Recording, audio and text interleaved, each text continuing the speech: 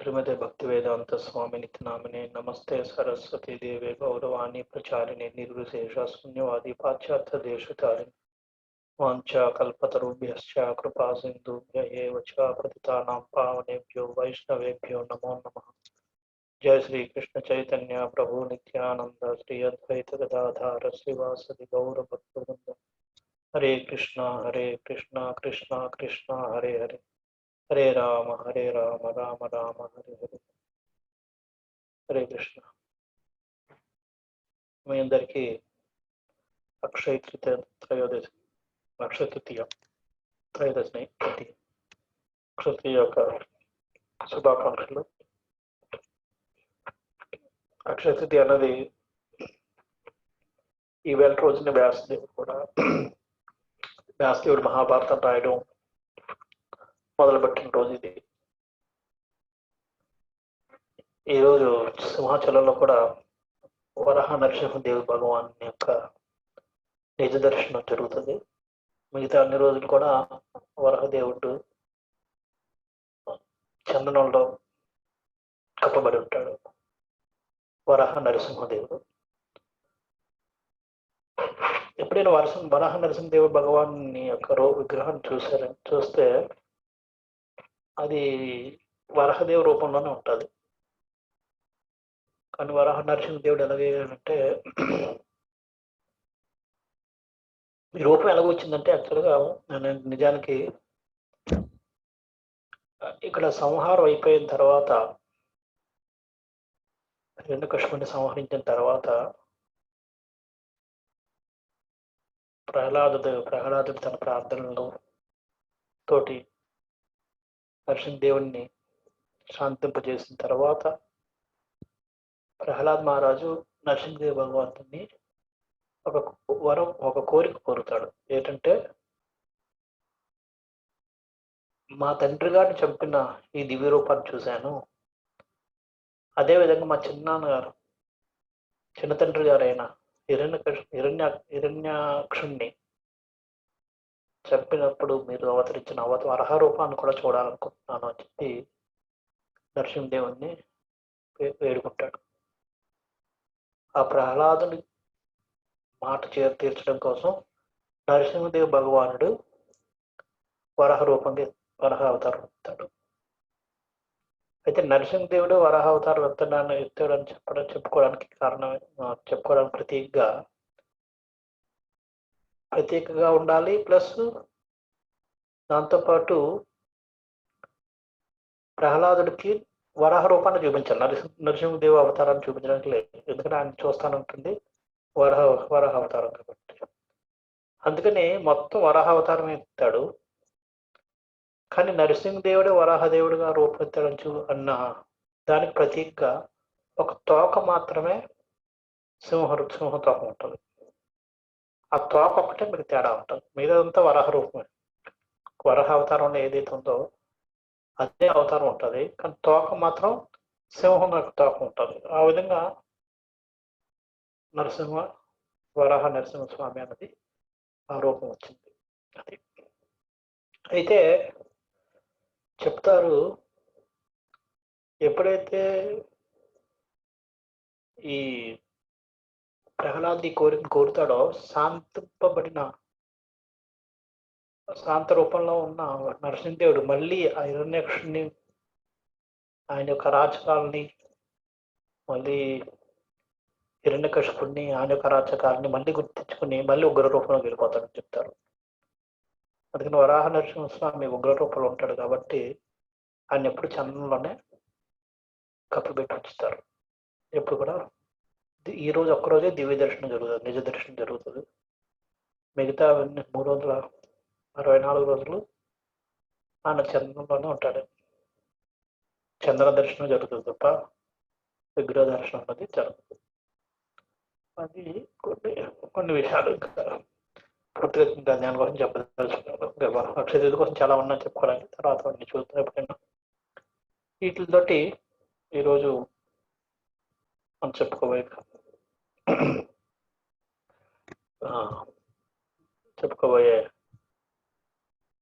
పాఠాలు మనం చూద్దాం.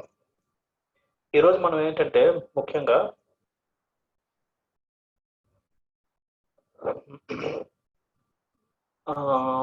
ఆదివారం మనం అనుకుంటున్నట్టుగా భగవద్గీత చర్చ జరగబోతుంది. అంచేత ఈరోజు భగవద్గీతని చర్చించబోతున్నాం. మీ అందరికీ తెలిసిందే, ఇంతకుముందు మనం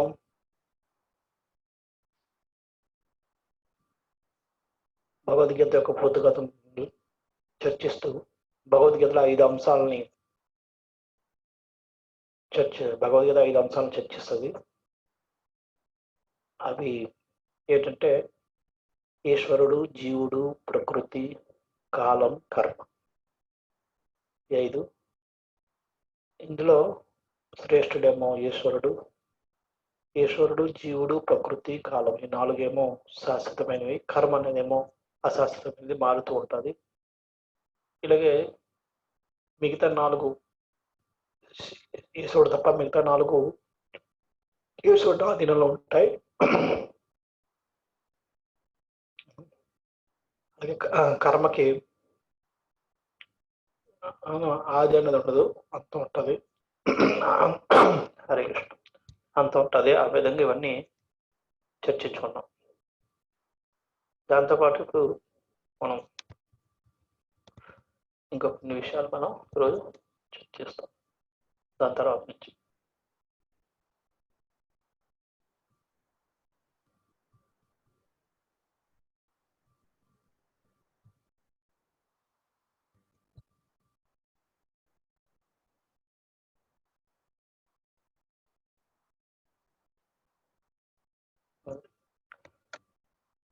అయితే ఇప్పుడు ఈశ్వరుడికి, జీవుడికి రెండిటికి కొన్ని సంబంధాలు ఉన్నాయి, కొన్ని వ్యత్యాసాలు ఉన్నాయి, కొన్ని పోలికలు కూడా ఉన్నాయి. ఎందుకు మనం చెప్పుకున్నాం, జీవుడు, ప్రకృతి రెండింటిని ప్రకృతుల కిందే మనం పరిగణిస్తాం. కాకపోతే భౌతిక ప్రకృతికి చైతన్యం లేకపోవడం వలన మన జీవుడికి చైతన్యం ఉండడం వలన జీవుడు భౌతిక ప్రకృతి 2 ప్రకృతులు అయినప్పటికీ జీవుడు మాత్రం ఉత్తమ స్థాయిలో ఉంటాడు, ఉన్నత స్థాయిలో ఉంటాడు అనే చర్చించుకున్నాం. ఎందుకంటే ఆ చైతన్యం అన్నది భౌతిక ప్రకృతికి లేదు, మానవుడికి, అదే మన జీవరాశులకి ఉంది, జీవుడికి ఉంది. చేత జీవుడు ఉన్నత స్థాయిలో ఉంటాడు ప్రకృతి కంటే.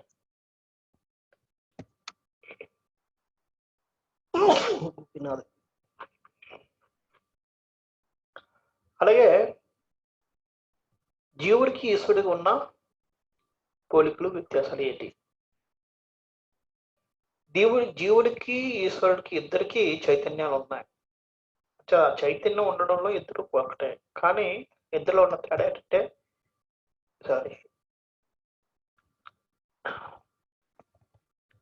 పూర్ణమైనది.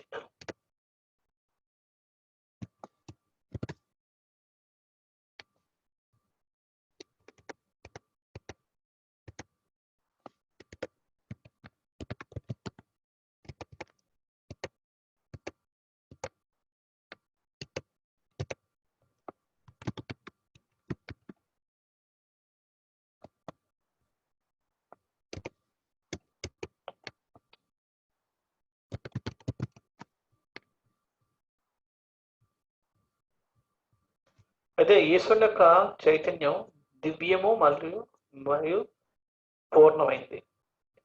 జీవుడు కూడా చైతన్య పూర్ణుడే, కానీ ఆయన దివ్యం, పరమం, అన్నిట్లో మొత్తం.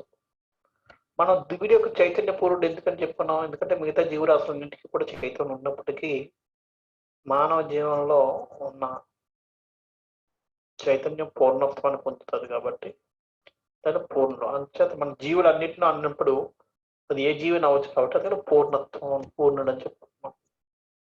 కానీ ఈ ఈశ్వరుని యొక్క చైతన్యం అనేది దివ్యం. ఈయన సర్వదేహాలను ఎరిగి ఉన్నాడు. ఈయన క్షేత్రజ్ఞుడే. ఇద్దరు క్షేత్రజ్ఞులే.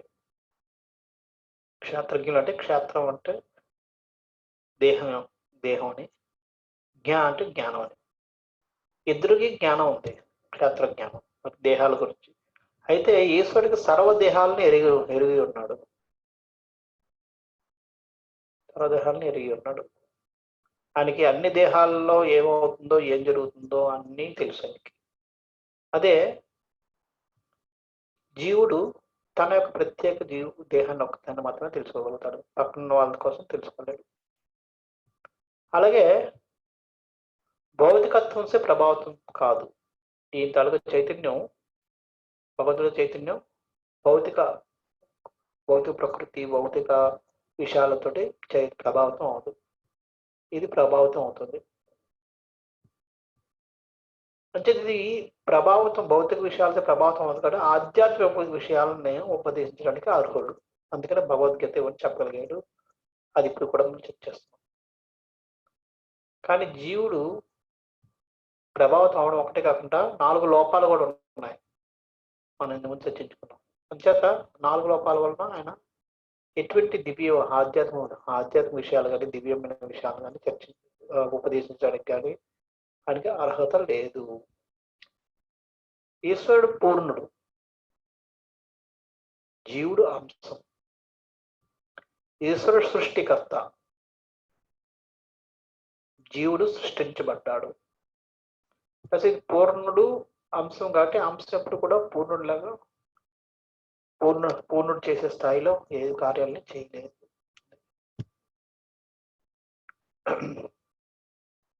ఈశ్వరుడు భోగి,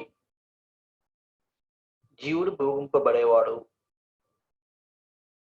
ఈయన యజమాని.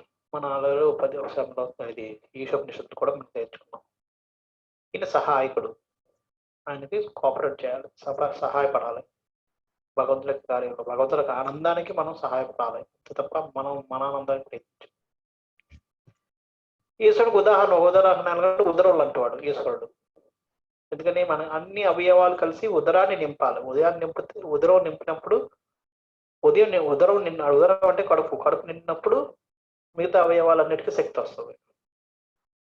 అంచేత అన్ని అవయవాలు, అన్ని అంగాలు ఈ కడుపుకి ఏం కావాలో దాన్ని సరఫరా చేయడానికి దోహదపడాలి, సహాయపడాలి. ఈ మన జీవుడు అవయవాలు అంటే అవయవాలన్నీ సహాయపడగలిగితే సహాయకుడు అని చెప్పి ఇక్కడ రాసుకుంటాం. అలాగే ఈశ్వరుడు ఆనందమయుడు, ఆయన ఎప్పుడు కూడా ఆనందంలో ఉంటాడు. కానీ జీవుడు ఆనందంలో ఉండడు. జీవుడు ఎలాగ ఆనందం ఉంటాడు? ఈ ఈశ్వరుని సేవించడం ద్వారా ఆనందాన్ని పొందగలడు. ఈశ్వరుని సేవించకుండా, ఈశ్వరుడికి సహకారం చేయకుండా, సహకారంగా ఉండకుండా భోగిద్దామని ప్రయత్నిస్తే ఆనందాన్ని పొందలేడు. ఆయనచే భోగింపబడడం ద్వారా, ఆయనకి సహాయకుడిగా ఉండడం ద్వారా, ఆయన ఆనందానికి సహాయం చేయడం ద్వారా, ఆయనకు సేవించడం ద్వారా జీవుడు ఆనందాన్ని పొందగలడు. ఈశ్వరుడు భోక్త అంటే భోగించేవాడే. జీవుడు భక్త. భక్త అంటే ప్రేమాభిమానాలతోటి సేవ చేయాలి, భగవంతుడికి సేవ చేసేవాడు, సేవ చేసుకునేవాడు. ఇవి ఈ ఈశ్వరుడికి జీవుడికి మధ్య ఉన్న వ్యత్యాసాలు, పోలికలు.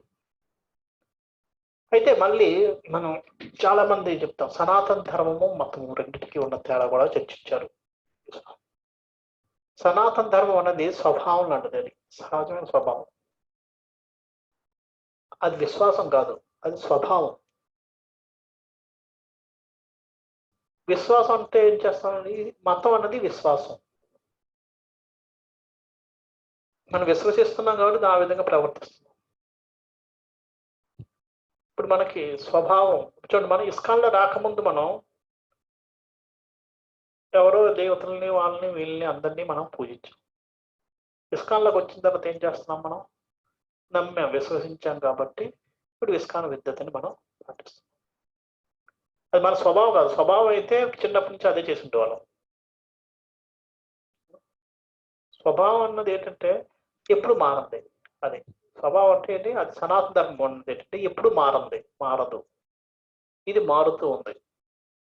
ఉదాహరణకి మనమే ఒక 10-15 సంవత్సరాల క్రితం మనం చేసే పద్ధతులు ఇప్పుడు చేసే పద్ధతులు చాలా మారిపోయాయి. ఎందుకని మనం విశ్వసించాం కాబట్టి. అయితే సనాతన ధర్మం జీవితం శాశ్వత సంబంధం కలిగి ఉంటుంది.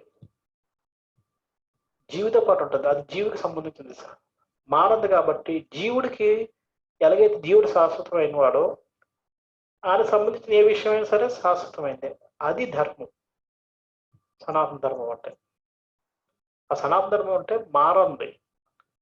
ఎందుకంటే చెప్పిన ఆది అంతం లేనిది సనాతన ధర్మం. మతం అంటే శాశ్వతం కాదు. కాదు కాదు కాదు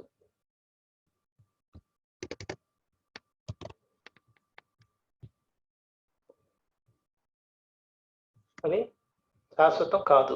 అంతేకాకుండా ఆది ఉంది, కొంతకాలం తర్వాత అంతరించుకు పోవచ్చు. ఎప్పుడు అంతరిస్తుంది చెప్పడం, అంతరించిపోవచ్చు. అది ఆది ఉంది. ఈ ఈ సనాతన ధర్మానికి ఆది లేదు. ఎప్పుడు మొదలైతే చెప్పలేదు. ఎప్పుడు మొదలైందంటే జీవుడు ఎప్పుడు మొదలయ్యాడో తెలియదు. అంటే జీవుడు ఎప్పుడు మొదలయ్యాడో అప్పటి నుంచే సనాతన ధర్మం మొదలైంది. అంతం కూడా లేదు. ఎలాగ దీన్ని అర్థం చేసుకుంటాం? సనాతన ధర్మానికి మతానికి అర్థం ఎలా చేసుకుంటాం? ఎలా చేసుకుంటాం అంటే ఇప్పుడు అదే ఇందాక చెప్పుకుందే సేవ చేయడం అనేది జీవి యొక్క స్వభావం. ఎవరికొకరు సేవ చేస్తాడు. ఏ జీవి కూడా సేవ చేయకుండా కూర్చోలేడు. చిన్న పిల్లవాడు అవ్వచ్చు, పెద్ద పిల్లవాడు అవ్వచ్చు, అది కుక్క అవ్వచ్చు, నక్క అవ్వచ్చు, ఏదైనా సరే ఎవరికో ఒకరికి సేవ చేస్తూనే ఉంటారు. సేవ చేయడం అనేది జీవి యొక్క లక్షణం. ఇప్పుడు మనం పెద్ద ఉదాహరణకి మనం పిల్లలు పెద్దవాళ్ళుగా మనం పిల్లలకి సేవ చేస్తూ ఉంటాం. ఎవరికి సేవ చేయకపోయినా పిల్లలు ఏ విధంగా చేస్తారు? పెద్దలు సేవ చేస్తారు. ఏ విధంగా? వాళ్ళు చెప్పిన మాట వినడం ద్వారా, వాళ్ళు చెప్పిన నడుచుకోవడం ద్వారా ఆ విధంగా సేవ చేస్తారు. కొంత మాట విన్న పిల్లలు ఉంటారు, కానీ వాళ్ళు ఎవరికో ఒకరికి వాళ్ళ ఫ్రెండ్స్కో లేదంటే టీచర్లకో లేదంటే ఇంకెవరికో ఒకరికి సేవ చేస్తూనే ఉన్నారు. వాళ్ళు చెప్పినట్టుగా వింటున్నారంటే అందుకని వాళ్ళకి సేవ చేస్తుంటారు. తండ్రి వద్దు అంటారు, సినిమాకి వెళ్ళొద్దు అంటారు. పిల్లవాడు సినిమాకి వెళ్తాడు అంటే ఎవరితో వెళ్తున్నాడు? స్నేహితులకు సేవ చేస్తున్నట్టు ఆయన. ఎవరు కూడా సేవ చేయకుండా ఉండలేరు. ఇప్పుడు మనం కూడా అంతే. ఇస్కాన్లోకి రాకముందు మనం వేరే వాళ్ళు పూజించేవాళ్ళు. వేరే భగవంతుడికి ఏదో దేవతకి ఎవరికోళ్ళకి పూజ చేస్తుండేవాళ్ళు. ఏదో గురువుకో ఎవరికో. ఇస్కాన్లోకి వచ్చిన తర్వాత మనం పూజించే వస్తువు మారింది, మనం సేవ చేసే వస్తువు మారింది, కానీ సేవ అదే, పూజించే విధానం అదే. పూజించే విధానం అయితే మారట్లేదు, సేవ అయితే మారలేదు. సేవ చేయడం అనేది మారలేదు, కానీ ఆ పద్ధతులు మారాయి. ఎందుకని మనం ఇప్పుడు దీన్ని విశ్వసిస్తున్నాం కాబట్టి. అంచేత ఈ మత మార్పిడి అనేది జరుగుతుంది, కానీ సనాతన ధర్మంలో అటువంటి ఉండదు. ఒకళ్ళు క్రిస్టియన్ హిందూ కావచ్చు, హిందూ ముస్లిం అవ్వచ్చు, ముస్లిం ఇంకోటి అవ్వచ్చు, ఆ మత ధర్మం మారచ్చు. ఎందుకని వాళ్ళ విశ్వాసం మారింది కాబట్టి. కానీ ఒకడు ఒక జీవి లేదా ఒక మనిషి హిందూ నుంచి క్రిస్టియన్గా, క్రిస్టియన్ నుంచి ముస్లింగా, ముస్లిం నుంచి ఇంకొకటి అలాగ మారినంత మాత్రాన ఆయన ఈ సేవ చేసే భావన అన్నది మారదు. ఆయన ఇప్పుడు కూడా ఎవరికొకరికి సేవ చేస్తూనే ఉండాల్సిందే. సేవ చేయడం, సేవించుట అన్నది జీవుని యొక్క సనాతన ధర్మం. అది అంచేత సనాతన ధర్మం అంటే మనకి ఎలా మారినా ఏమైనా సరే అది సనాతన ధర్మం అనేది మారదు. శివుని యొక్క అందుకనే జీవేర స్వరూప కృష్ణేర నిత్యదాస్. జీవుని యొక్క నిజమైన స్వరూపం ఏంటి? కృష్ణుని యొక్క దాసుడు. అంచేత అది జీవుని యొక్క స్వరూపం, అది సనాతన ధర్మం. ఈరోజు మన విశ్వాసం లేదు కాబట్టి మన కృష్ణుడు కాకుండా వేరే వాళ్ళకి ఎవరికో మనం పూజ చేస్తుండొచ్చు, సేవిస్తూ ఉండొచ్చు, ఏదో చేస్తూ ఉండొచ్చు. కానీ కొన్ని రోజులకి ఏదో ఒక రోజుకి మనం ఆ స్వరూపాన్ని తెలుసుకుంటే మనం కృష్ణుడికి సేవ చేయాల్సిందే. అందుకని భగవద్గీతలో కూడా మనం చర్చిస్తే వస్తుంది.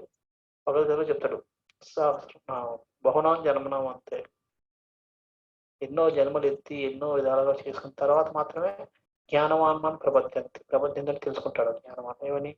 వాసుదేవ సర్వమితి, వాసుదేవ సర్వానికి కారకుడు వాసుదేవుడే అని, అంటే కృష్ణుడే అని.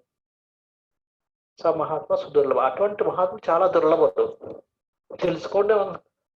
తెలుసుకోవడమే చాలా దుర్లభం. దాని తర్వాత దాన్ని విశ్వసించడం ఇంకా దుర్లభం. విశ్వసించిన తర్వాత దాన్ని అభ్యాసం చేయడం ఇంకా దుర్లభం. దాని తర్వాత అభ్యాసం చేసిన తర్వాత ఇంకా ఉన్నట్టుగా తెలుసుకోవడం ఇంకా దుర్లభం. ఇలావన్నీ దుర్లభాలు అండి. చేత ఈ మతం అన్నది చిన్న పదం. అంటే ఇది ధర్మ విధానపు శాఖ కాదు. ఇది ఒక వస్తువు యొక్క ధర్మం అంతే తప్ప ధర్మం యొక్క శాఖ కాదు. ధర్మం అంటే ఇప్పుడు జలం యొక్క ధర్మం ఏంటి? ప్రవహించడం కదా. ద్రవం యొక్క స్వభావం ప్రవహించడం. అది ఏ రూపంలోనే ఉన్నవంటే శాఖలు. అంటే శాఖ అంటే ఏంటంటే అది ఒకటి నూనె అవ్వచ్చు, ఒకటి నీళ్ళు అవ్వచ్చు, ఇంకోటేమో ఉప్పు నీళ్ళు అవ్వచ్చు, ఒకటేమో ఇంకోటేమో షుగర్ జ్యూస్ అవ్వచ్చు. ఏదైనా ద్రవం అన్నప్పుడు దాని ధర్మం ఏంటి? ప్రవహించడం. శాఖ ఏంటంటే శాఖలు అంటే ఏంటంటే ఒకటి జ్యూస్ అవ్వచ్చు, ఒకటేమో నీళ్ళు అవ్వచ్చు, ఒకటి ఉప్పు నీళ్ళు అవ్వచ్చు, ఒకటి మంచి తీపి నీళ్ళు అవ్వచ్చు, ఇంకోటేమో నూనె అవ్వచ్చు, లేదా ఇంకోటి నెయ్యి అవ్వచ్చు, ఏదో ఒకటి. అవి మారచ్చు, అవి శాఖలు. కానీ వాటన్నిటి ధర్మం మాత్రం ఒకటే. అలాగే ఇది మతం అనేది ధర్మపు శాఖ. ధర్మపు శాఖ అంటే ఇప్పుడు నూనె ఉందనుకోండి, నూనె కూడా ప్రవహిస్తుంది, కానీ నూనె స్లోగా ప్రవహిస్తుంది.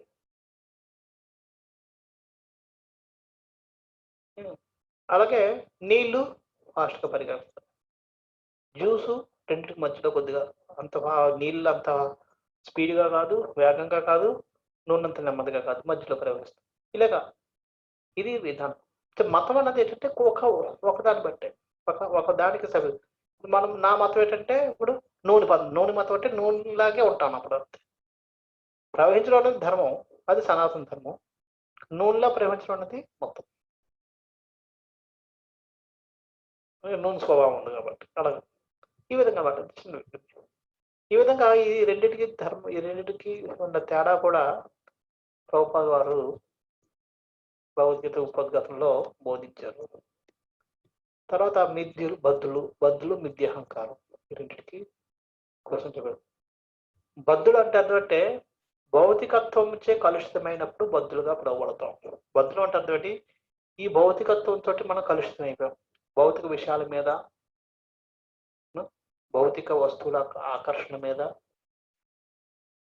వాటికి మనం కలుషితం అయిపోయి వాటిలా ప్రవర్తించడం, వాటిని కావాలని కోరుకోవడం, వాటి మీద మమకారం పెంచుకోవడం, వాటికి తగ్గట్టుగా మనం నడుచుకోవడం, అలా చేయడం, అది బద్ధ జీవుడం అయిపోయినట్టు. బంధింపబడినాం ఆ భౌతికత్వానికి, బద్ధులం అయిపోయాం. అదే మిథ్య అహంకారం మంచిదే, కానీ మిథ్య అహంకారం మంచిది కాదు. అహంకారం ఏంటి? నేను కృష్ణుడి యొక్క సేవకుడిని చెప్పుకోండి గర్వంగా. నేను కృష్ణుని తప్ప ఎవరికి పూజ చేయను, నేను కృష్ణుని తప్ప ఎవరికి సేవించను, నా కృష్ణుడు అంటే చాలా ప్రాణం, గర్వంగా చెప్పుకోవచ్చు. అది మంచిదే. కానీ మిథ్య అహంకారం అంటే భ్రమలో ఉన్న అహంకారం అన్నమాట. మిత్ అంటే సంస్కృత పదం మిత్ అంటే భ్రమ, మత్సర్యం, దాని నుంచి వచ్చింది మిత్ నుంచి. భ్రమలో ఉన్నాం. భ్రమితపు అహంకారం ఏంటంటే మనం భౌతిక ప్రకృతి యొక్క ఫలం అనే భావన మిథ్యాహంకారం అంటారు. మనం నేనే శరీరం, లేదా దేహాత్మక బుద్ధి అనుకోవచ్చు. దేహాత్మక బుద్ధిలో ఉండడం, నేనే దేహాన్ని అనుకోవడం. నా దేహానికి అందుకనే ఇప్పుడు అందరికి దేహాత్మక బుద్ధి ఉంది కాబట్టి అందరూ ఇప్పుడు జిమ్లు లేదా కాస్మెటిక్స్ ఇవన్నీ పెరగడం కారణం అదే.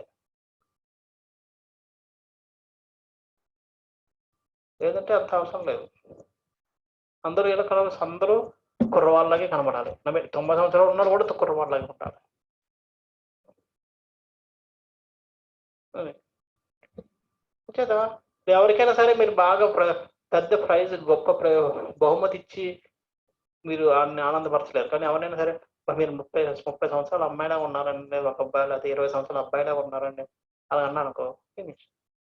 వాళ్ళు ఆనందపడిపోతారు. 90 సంవత్సరాల దగ్గరికి వెళ్ళి ఇంకా అంత ఇదిగా చేస్తున్నారు, మీరు 30 సంవత్సరాల్లో నేను ఎలా చేస్తున్నాను, మీరు 90 సంవత్సరాలు ఎలా చేస్తున్నారు అనేటప్పటికి వాళ్ళు ఆనందపడిపోతారు. వాళ్ళు మనం ఏమి ఒక్కర్లేదు. ఎందుకంటే దేహ బుద్ధి, దేహాత్మక బుద్ధి, దేహం అనుకుంటున్నారు కాబట్టి వాళ్ళందరూ దేహాన్ని సుఖపెట్టడంలోనే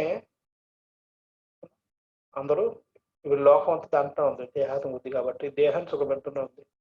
దేహాన్ని సుఖపెట్టి యాక్చువల్ అందుకనే భగవంతుడు దేహాన్ని ఎలా సృష్టించాడంటే దేహాన్ని మొత్తం దాన్ని నలిపి పిండి చేయాలి. అందుకని దేహం ఎంత బాగా పనిచేస్తే అంత ఆరోగ్యంగా ఉంటాం. దేహానికి కష్టపడాలి, మనసుకి ఇది విశ్రాంతి ఇవ్వాలి. కానీ మన దేహాత్మ బుద్ధివంతులు అయిపోయడం వల్ల దేహాన్ని మనం చాలా సుకుమారంగా చూసుకొని దేహానికి ఏకం అవ్వకుండా చేసుకుంటున్నాం. దానివల్ల ఏంటి లేనిపోయిన రోగాలన్నీ వస్తున్నాయి.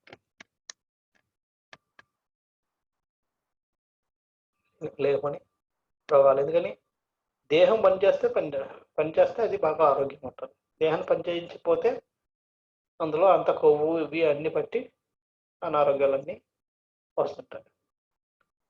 బుద్ధి వల్ల మనం దేహాన్ని చాలా సుకుమారంగా చూసుకుని మనసును పనిలో పెడుతున్నాం. అంతే 2 విధాల కీడు జరిగి మనం చిన్న వయసు నుంచే రోగాలన్నీ వస్తున్నాయి. కదా ఈ మిథ్య అహంకారం అంటే మన ప్రకృతి యొక్క భౌతిక ప్రకృతి యొక్క ఫలం అంటే దేహాత్మక బుద్ధిలో ఉండడం.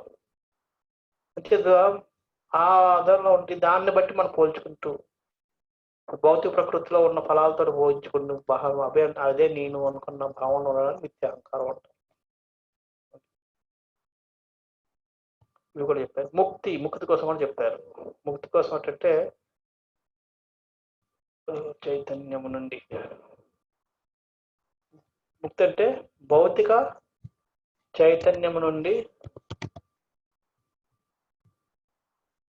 విడుదల, స్వేచ్ఛ.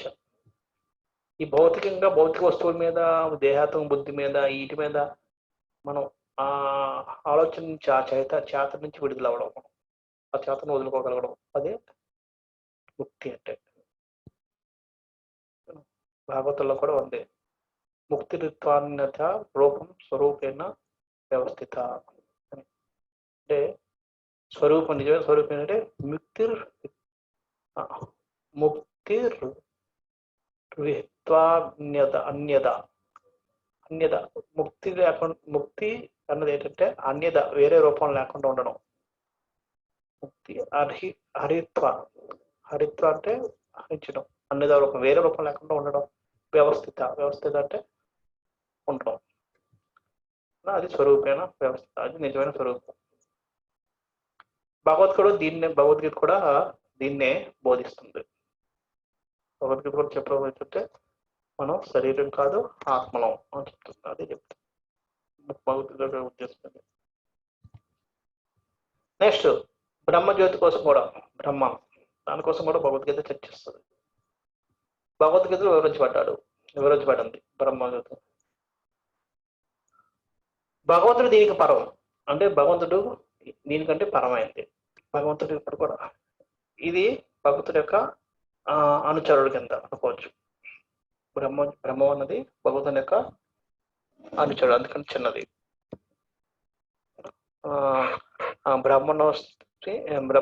బ్రహ్మణోతి 14:27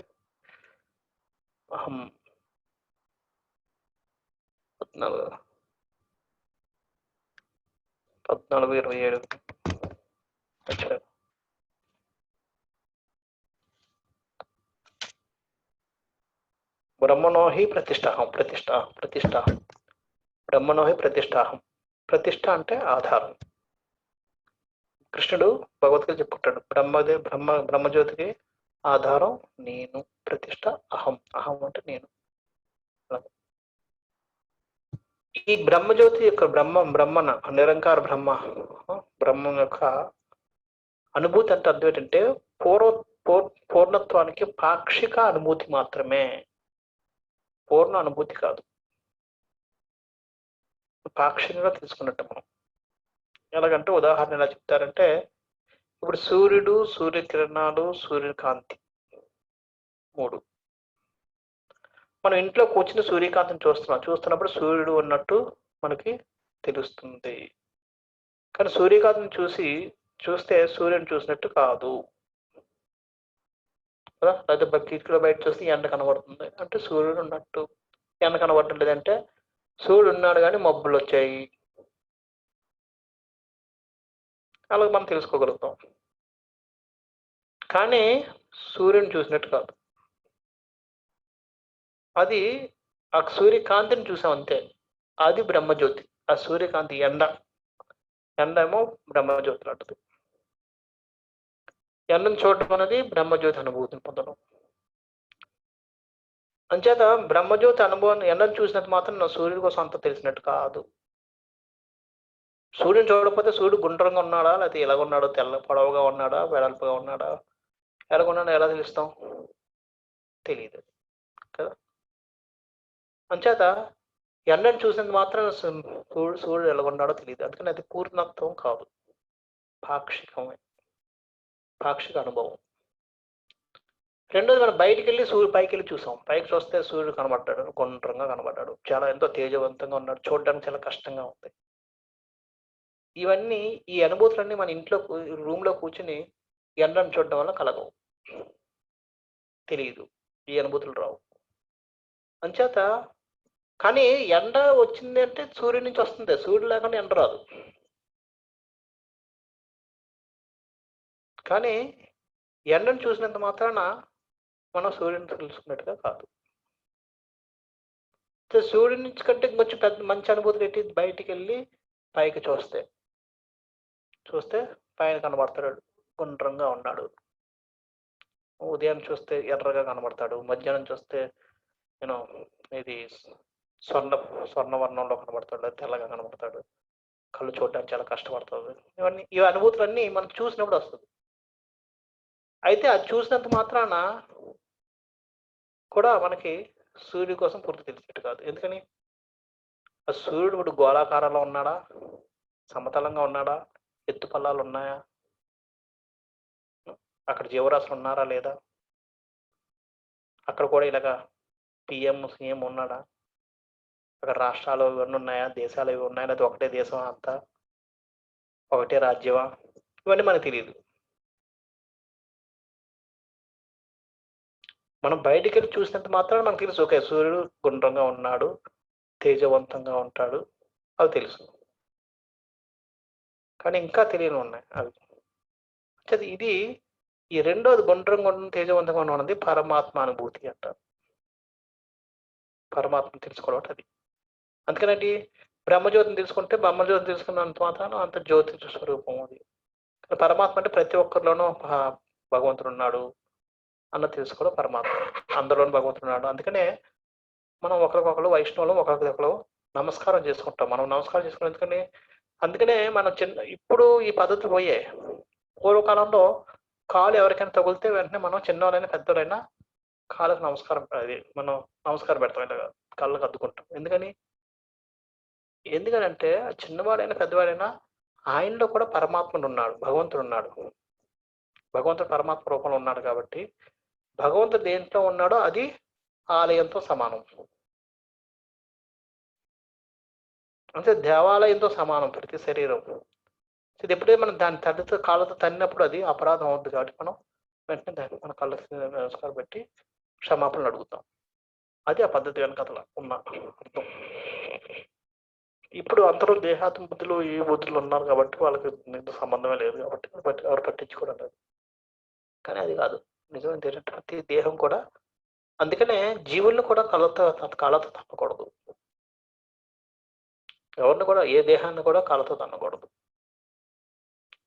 అది అయితే మూడోది భగవంతుని అనుభూతి అంటే ఆ సన్ గ్రహం మీదకి వెళ్ళడం, అక్కడ ఆ సన్న గ్రహం లోకం, సన్ అంటే సూర్యగ్రహం మీదకి వెళ్ళడం, ఆ గ్రహం మీద వెళ్ళి చూడడం, ఎత్తు పల్లాలు ఉన్నాయా, కొండలు ఉన్నాయా, నీళ్లు ఉన్నాయా లేవా, నదులు ప్రవేశిస్తున్నాయా లేదా, మనుషులు ఉన్నారా లేదా, అది తెలుసుకోవడం. ఉంటే ఎటువంటి మనుషులు, ఏం మాట్లాడతారు, ఏం భాషలు మాట్లాడతారు, మనస్తత్వాలు ఏంటి, ఏం తింటారు, ఇలా చాలా ఉన్నాయి. అక్కడికి వెళ్ళాక తెలుసుకున్నది ఈ రెండింటి వల్ల తెలుసుకున్న దానికంటే ఎన్నో రెట్లు ఎక్కువ ఉంటుంది.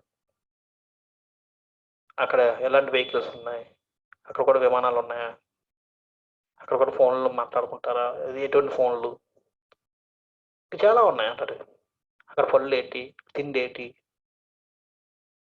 అంచేత భగవంతుడిని తెలుసుకుని భగవంతుని అనుభూతిని పొందినవాడు పొందే ఆనందం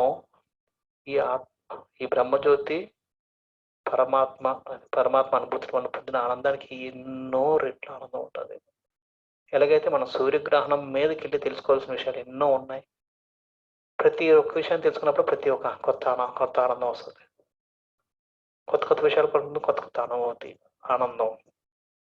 అందుకని భగవంతుడితో ఎప్పుడు కూడా నిత్య ఆనందం, భగవంతుని అనుభూతి పొందిన వాళ్ళకి అది నిజమైన పరిపూర్ణమైన అనుభవం భగవంతుడు అంటే. అందుకనే ఈ బ్రహ్మం అన్నది పూర్ణత్వం యొక్క పాక్షిక అనుభూతి మాత్రమే.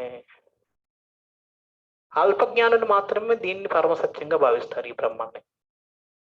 ఎవరికైతే పూర్ణ జ్ఞానం లేదో వాళ్ళందరూ ఒకటి ఎండను చూసి నాకు అప్పుడు అనుభూతి కలిగింది, సూర్యుని చూస్తున్నట్టే. సూర్యుడు ఉన్నాడు, సూర్యుడు అంటే ఎండ, అది అంటే అల్పజ్ఞానం. బ్రహ్మజ్యోతి నిరంకారం తెలిసింది. బ్రహ్మజ్యోతి అనగా ఆధ్యాత్మిక ఆకాశం. ఇప్పుడు ఈ సూర్యకాంతి మన ఒక భూమికే రావడం లేదు, ఎన్నో గ్రహాలకు వస్తుంది. ఈ గ్రహాలన్నీ సూర్యకాంతిలోనే ఉన్నాయి. అలాగే బ్రహ్మజ్యోతి అనేది కూడా ఆధ్యాత్మిక సూర్యకాంతి. అంతే, అక్కడ కూడా అదే ఆధ్యాత్మిక ఆకాశంలో ఉంది. ఆకాశం అన్నమాట బ్రహ్మజ్యోతి మొత్తం వ్యాపించడం. పెక్కు సృష్టి ఆధ్యాత్మిక ఆకాశంలోనే ఉంది. ఎక్కడైతే బ్రహ్మజ్యోతి ఉందో ఆధ్యాత్మిక లోకాలన్నీ దాంట్లోనే ఉన్నాయి. మన దాంట్లో ఒక పావు వంతు మాత్రమే భౌతిక దీంట్లో ఉంది. మిగతా మూడు రెట్లు ఉంది.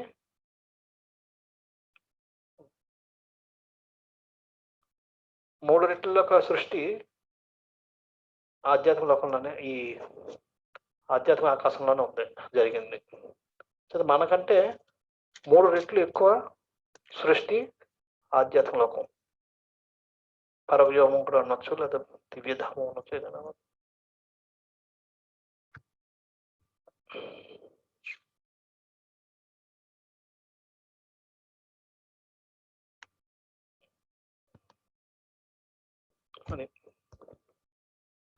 అక్కడ లెక్కించలేనన్ని ఆధ్యాత్మిక లోకాలు ఉన్నాయి. ఎన్నో వైకుంఠాలు ఉన్నాయి. ఎన్నో వైకుంఠాలు అంటే మనం లెక్క పెట్టలేం, అన్నీ ఉన్నాయి. అలాగే ముక్తి ఏంటంటే బ్రహ్మజ్యోతిలో లీనం అవడం. ఎవరైతే బ్రహ్మజ్యోతిలో లీనం అవడం అనుకుంటారో వాళ్ళందరూ ఏంటంటే ఈ ఆధ్యాత్మిక ప్రపంచంలో ఆకాశంలో వదిలేసినట్టు. ఎలాగైతే ఇప్పుడు మనం ఒక కొన్ని ఇది శాటిలైట్లు అంటాం, శాటిలైట్ని పంపిస్తుంటారు. శాటిలైట్ని తెలుగులో ఏమంటారు మర్చిపోయాను. ప్రయోగాలు నక్షత్ర కాదు, ఓకే. ఆ శాటిలైట్ని మనం బయటికి పంపించిన తర్వాత వదిలేస్తాం, అది అలా తిరుగుతూనే ఉంటుంది. అది ఆ ఆకాశంలో కలిసిపోయినట్టు, కానీ కలిసిపోయినట్టు కాదు, కనబడదు మనకి, తిరుగుతుంది. అది ఇంకా ఉంది, ఆ శాటిలైట్ అలాగే ఉంది, కానీ ఎక్కడ ఉందో ఎవరికి తెలియదు, మనకి ఎవరికి కనబడదు. అదే విధంగా ముక్తి అంటే బ్రహ్మజ్యోతులు కలిసిపోవడం అంటే అదే. తీసుకెళ్ళి ఈ ఆత్మని తీసుకెళ్ళి ఆ ఆధ్యాత్మిక ఆకాశంలో వదిలేస్తారు. వదిలేస్తే అక్కడ తిరుగుతూ ఉంటుంది, కానీ మనకు కనబడదు కదా. అందరూ ఏమనుకుంటారంటే అందరూ కలిసిపోలేదు. కలిసిపోయిన తర్వాత కూడా మళ్ళీ అది అలాగే ఉంది, దాని అలాగా. దీనికోసం డీటెయిల్గా మనం భగవద్గీత చర్చిద్దాం. అది ఇది అంతా బ్రహ్మం. దీనికోసం కూడా ఇక్కడ ఉపద్గతంలో చెప్పారు. ఇక తర్వాత వైదిక జ్ఞానం కోసం మనం ఆల్రెడీ చర్చించాం, అని తొందరగా వెళ్ళిపోతాను. అమోఘమైంది, ఎందుకంటే దాంట్లో ఉన్న సత్యాలన్నీ అమోఘమైనవి. ఉదాహరణకు ఆవు పేడ, మన మలాన్ని మనం ముట్టుకుంటే స్నానం చేయాలి, కానీ ఆవు పేడను ముట్టుకుంటే మాత్రం అది శుద్ధం. ఎందుకు అన్నది మనం ప్రశ్నించలేము. రెండు ప్రయోగాలకు అతీతమైంది, మనకు తెలిసిన చర్చించుకున్నాం. అవరోహణ క్రమంలో పైనుంచి కిందకు వస్తుంది, అంతేకాని కింద నుంచి పైకి వెళ్ళదు. రెండు పరంపరలో వస్తుంది. జీవులు వచ్చి వర్తింపబడలేదు అంటే అదే జీవులు చెప్పడం కానీ, జీవులు రచించడం కానీ చేసింది కాదు, బోధించింది కాదు. జీవులు బోధించింది కూడా అది చేయదు. బ్రహ్మదేవుని హృదయంలో వర్తించను.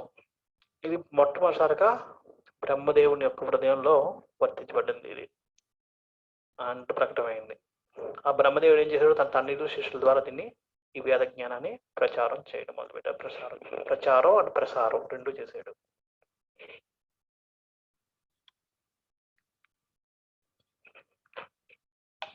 ఇది దీని తర్వాత దివ్యధామం కోసం, దివ్యధామం లేదా పరవ్యామం రెండు కూడా అనుకోవచ్చు. భగవంతుడు అతను ధామము రెండు సనాతనమైనవి. సనాతనం అంటే ఇందాక మనం చర్చించుకున్నాం. సనాతనం అంటే ఏంటి? ఆది అంతం లేనిది, మార్పు చెందనిది, అలాంటిది కదా. అలాగే భగవంతుడు కూడా మారడు, భగవంతుడికి ఆది అంతం లేదు. అలాగే భగవంతుడి ధామం అయిన దివ్యధామం లేదా పరవ్యామానికి కూడా సనాతనమైనవి. రెండోది పరధామం, దివ్యధామంలో ఏంటి? జీవులు ఎప్పుడు కూడా భగవంతుడి యొక్క సహచర్యంలోనే ఉంటారు. జీవులు ఇప్పుడు కూడా భగవంతుడి యొక్క సహచర్యంలోనే ఉంటాయి. జీవుని యొక్క భగవంతు సాంగత్యంలోనే అన్ని పనులు చేస్తూ ఉంటాయి జీవులు. అంటే అయితే భగవంతుడు సేవ చేయడం కానీ, భగవంతుడు ఆనందించడం కానీ ఏదో ఒకలాగా భగవంతుడితోటే ఉంటాయి. ఎప్పుడు కూడా భగవంతుడు లేకుండా స్వతహాగా ఆనందించడం కానీ, అనుభూతి పొందడం కానీ జరగదు. దివ్యధామంలో ఈ ధామాన్ని పొందడమే మానవ జీవిత ధన్యత. మన మానవ జీవితం ఎప్పుడు ధన్యమైనట్టు? ఎప్పుడైతే మనం ఈ ధామాన్ని మనం పొందగలుగుతాము, ఎప్పుడైతే మనం ఈ ధామాన్ని ప్రార్థించబడతాము, ఎప్పుడైతే ప్రాప్తి పొందుతాము, అదే మానవ జీవితం యొక్క ధన్యత. అక్కడ మనలాగా సూర్యుడు, చంద్రుడు, అగ్ని మొదలైనవి ఇటువంటివి లేవు, అవసరం ఉండదు మనకి. ఇక్కడ అవన్నీ కావాలి, కానీ అక్కడ ఇవేమీ అవసరం లేదు. ఇక్కడ మరి ఎక్కడ ఎలాగొద్ది? అక్కడ బ్రహ్మజ్యోతి ప్రకాశించబడుతుంది. ఇక్కడ సూర్యుడు వస్తే కానీ మరి ప్రకాశం రాదు. సూర్యుడు లేనప్పుడు అయితే అగ్గి ముట్టించుకోవాలి, దీపం పెట్టుకోవాలి, లేదంటే ఎలక్ట్రిసిటీ పెట్టుకోవాలి, లేదంటే చంద్రుడు కావాలి కాస్త కోసం చూడాలంటే. కానీ ఈ దివ్యధామంలో, పరవ్యూహంలో అంత బ్రహ్మజ్యోతి ప్రకాశించబడుతుంది. ఆ బ్రహ్మజ్యోతి ఎక్కడి నుంచి వస్తుంది? భగవంతుడి యొక్క శరీరం నుంచి వస్తుంది.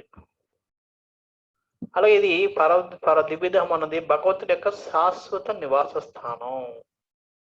భగవంతుడు ఇప్పుడు కూడా ఆ శాశ్వత నివాస స్థానమైన దివ్యధామంలోనే ఉంటాడు, ఎక్కడికే ఉండడు. ఆ దివ్యధామాన్ని మనం ఈ జగత్తు నుంచి కూడా చేరుకోవచ్చు. మనం ఈ జగత్తులో ఉంటూ దాన్ని చేర్చుకోవచ్చు. అయితే ఎలా వెళ్ళగలుగుతాం మనం ఈ జగత్తులో ఉన్నంతసేపు ఇంతవరకు మనం ఏం చేస్తున్నామంటే భౌతిక వస్తువుల మీద, భౌతిక విషయాల మీదే ఆకర్షితమై వాటి కోసమే ఆలోచిస్తున్నాం, వాటి కోసమే ప్రయాసపడుతున్నాం, వాటి కోసమే మనం ఎంతో ప్రయత్నాలు చేస్తున్నాం, వాటి కోసమే మనం ఎంతో చింతన కూడా చేస్తున్నాం.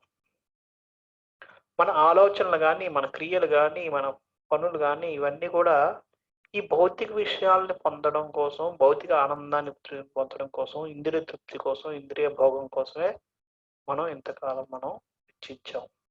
దాంట్లోనే మనం పూర్తిగా నిమగ్నమైపోయి మన కాలాన్ని వృధా చేయడం, కాలాన్ని మనం సమయాన్ని ఆ విధంగా అపేక్షిస్తున్నాం. కానీ ఈరోజు మనం ఆ దివ్యధామం కోసం తెలుసుకున్నాం, ఇంతకుముందు చర్చించినట్టుగా. దాని దగ్గరికి వెళ్ళడం కోసమే, దీనికోసమే వేదవ్యాసుడు ఏం చేశాడంటే వైదిక రచనలన్నీ చేశాడు. ఎంతో వైదిక లిటరేచర్, వైదిక రచనలన్నీ చేశాడు. పురాణాలని, ఈ ఉపనిషత్తులని ఇవన్నీ మనం చర్చించుకున్నాం. మనం ఈశోపనిషత్తు, ఉపోద్ఘాతంలో ఇవన్నీ వైదిక రచనలన్నీ చేశాడు. ఎందుకని మనకి ఈ భౌతిక చింతన నుంచి ఆధ్యాత్మిక చింతనలోకి తీసుకెళ్లడం కోసమే ఇవన్నీ రాశాడు. అది ఎలా తీసుకెళ్ళాలి, ఎలా మనం చింతన మార్చుకోవచ్చు అన్న విషయం చెప్పడం కోసమే ఇవన్నీ రచనలు చేశాడు వేదవ్యాసుడు. మనం ఏం చేయాలి ఇప్పుడు? మన మనసుని ఈ రచనలు చదువుట్లో నిమగ్నం చేయాలి. ఇంతవరకు మనం వేరు వేరు విషయాలను ఆలోచించడం కోసం ఆలోచిస్తూ కూర్చున్నాం. దాని బదులు మనం ఇప్పుడు ఏం చేయాలి? మన మనసుని ఈ విషయాలు, ఈ రచనలు చదవడం కోసం మనం నిమగ్నం చేయాలి, అందులో తొలగించాలి. ఆ విధంగా మనం భగవంతుని యొక్క ఈ భౌతిక విషయాల నుంచి మనం కొద్దిగా ఆధ్యాత్మిక విషయాల మీదకి మనం మనసుని ఇది నిమగ్నం చేస్తాం.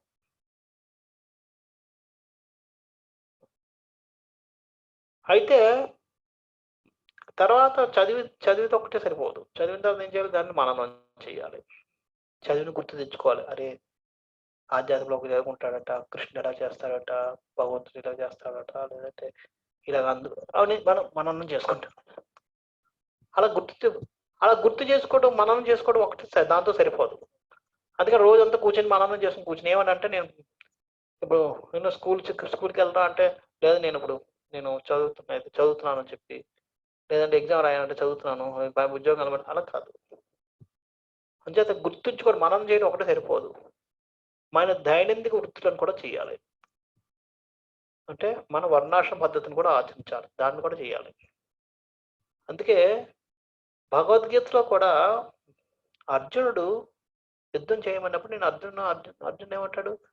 నేను యుద్ధం చేయను, అడవికి వెళ్ళి చక్కగా భిక్షమెత్తుకొని బతుకుతాను. కానీ కృష్ణుడు దాన్ని ఖండిస్తాడు. రెండోది 3వ అధ్యాయంలో అంతా ఏదో చెప్తాడు. ఏ జీవి కూడా కష్టపడకుండా, తన కర్మాన్ని చేయకుండా జీవించలేదు. ఈవెన్ నాకు కూడా కావాల్సింది లేకపోయినా సరే, నేను కూడా ఉదాహరణగా నిలబడడానికి, మార్గదర్శకంగా ఉండడానికి, మార్గదర్శకత్వాన్ని వెళ్ళబుచ్చడానికి నేను కూడా కొన్ని కర్మాలు చేస్తూ ఉంటానని చెప్పి రాస్తాడు. అయితే మనం గుర్తించుకుని ఉండడం కాదు, మన దైనిక వృత్తులను కూడా చెయ్యాలి. అయితే మరి ఎలాగా? మరి పనులు చేయాలా, లేదంటే ఇప్పుడు గుర్తుంచుకోవాలా? ఏం చేయాలి? జీవిత పోరాటం. మనం రోజు ఎంతో స్ట్రగుల్ చేస్తున్నాం, ప్రతిదానికి ఎంతో పోరాడాలి. ఇప్పుడు ఏదైనా కావాలంటే వెంటనే కావాలనుకుని కూర్చుంటే రాదు. దానికి ఏదో ప్రయాసపడాలి, కష్టపడాలి, పైన కింద పడాలి, ఎవరెవరన్నా ముష్టి ఎత్తుక్కోవాలి, అడుక్కోవాలి, ఇవన్నీ చేయాలి. ఇదంతా పోరాడాలి. మనం ఏదో ప్రయత్నిస్తే దానికి వ్యతిరేకంగా ఉండేవాళ్ళు కొంతమంది ఉంటారు, ఆపడానికి ప్రయత్నించే వాళ్ళు ఉంటారు, సహకరించిన వాళ్ళు ఉంటారు, మళ్ళీ వాళ్ళతో మళ్ళీ మనం ఏదో చేయాలి. ఎంత జీవిత పోరాటం. ఈ పోరాటంతో పాటు కృష్ణుని గుర్తుంచుకోవడాన్ని అభ్యసించాలి. అది చూడండి, ఎక్కడి నుంచి ఎక్కడ వస్తున్నాం.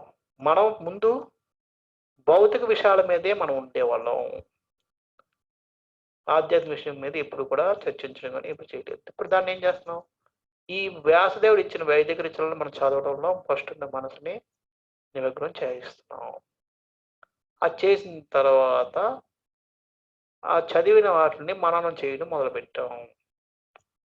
మననం మొదలుపెట్టిన సరిపోకుండా దాంతోపాటు మన దైనందిక కార్యాన్ని కూడా చేస్తూ, టైం దొరికినప్పుడు మనం చదువుతూ, దాన్ని మనం చేస్తూ ఈ విధంగా చేస్తున్నాం.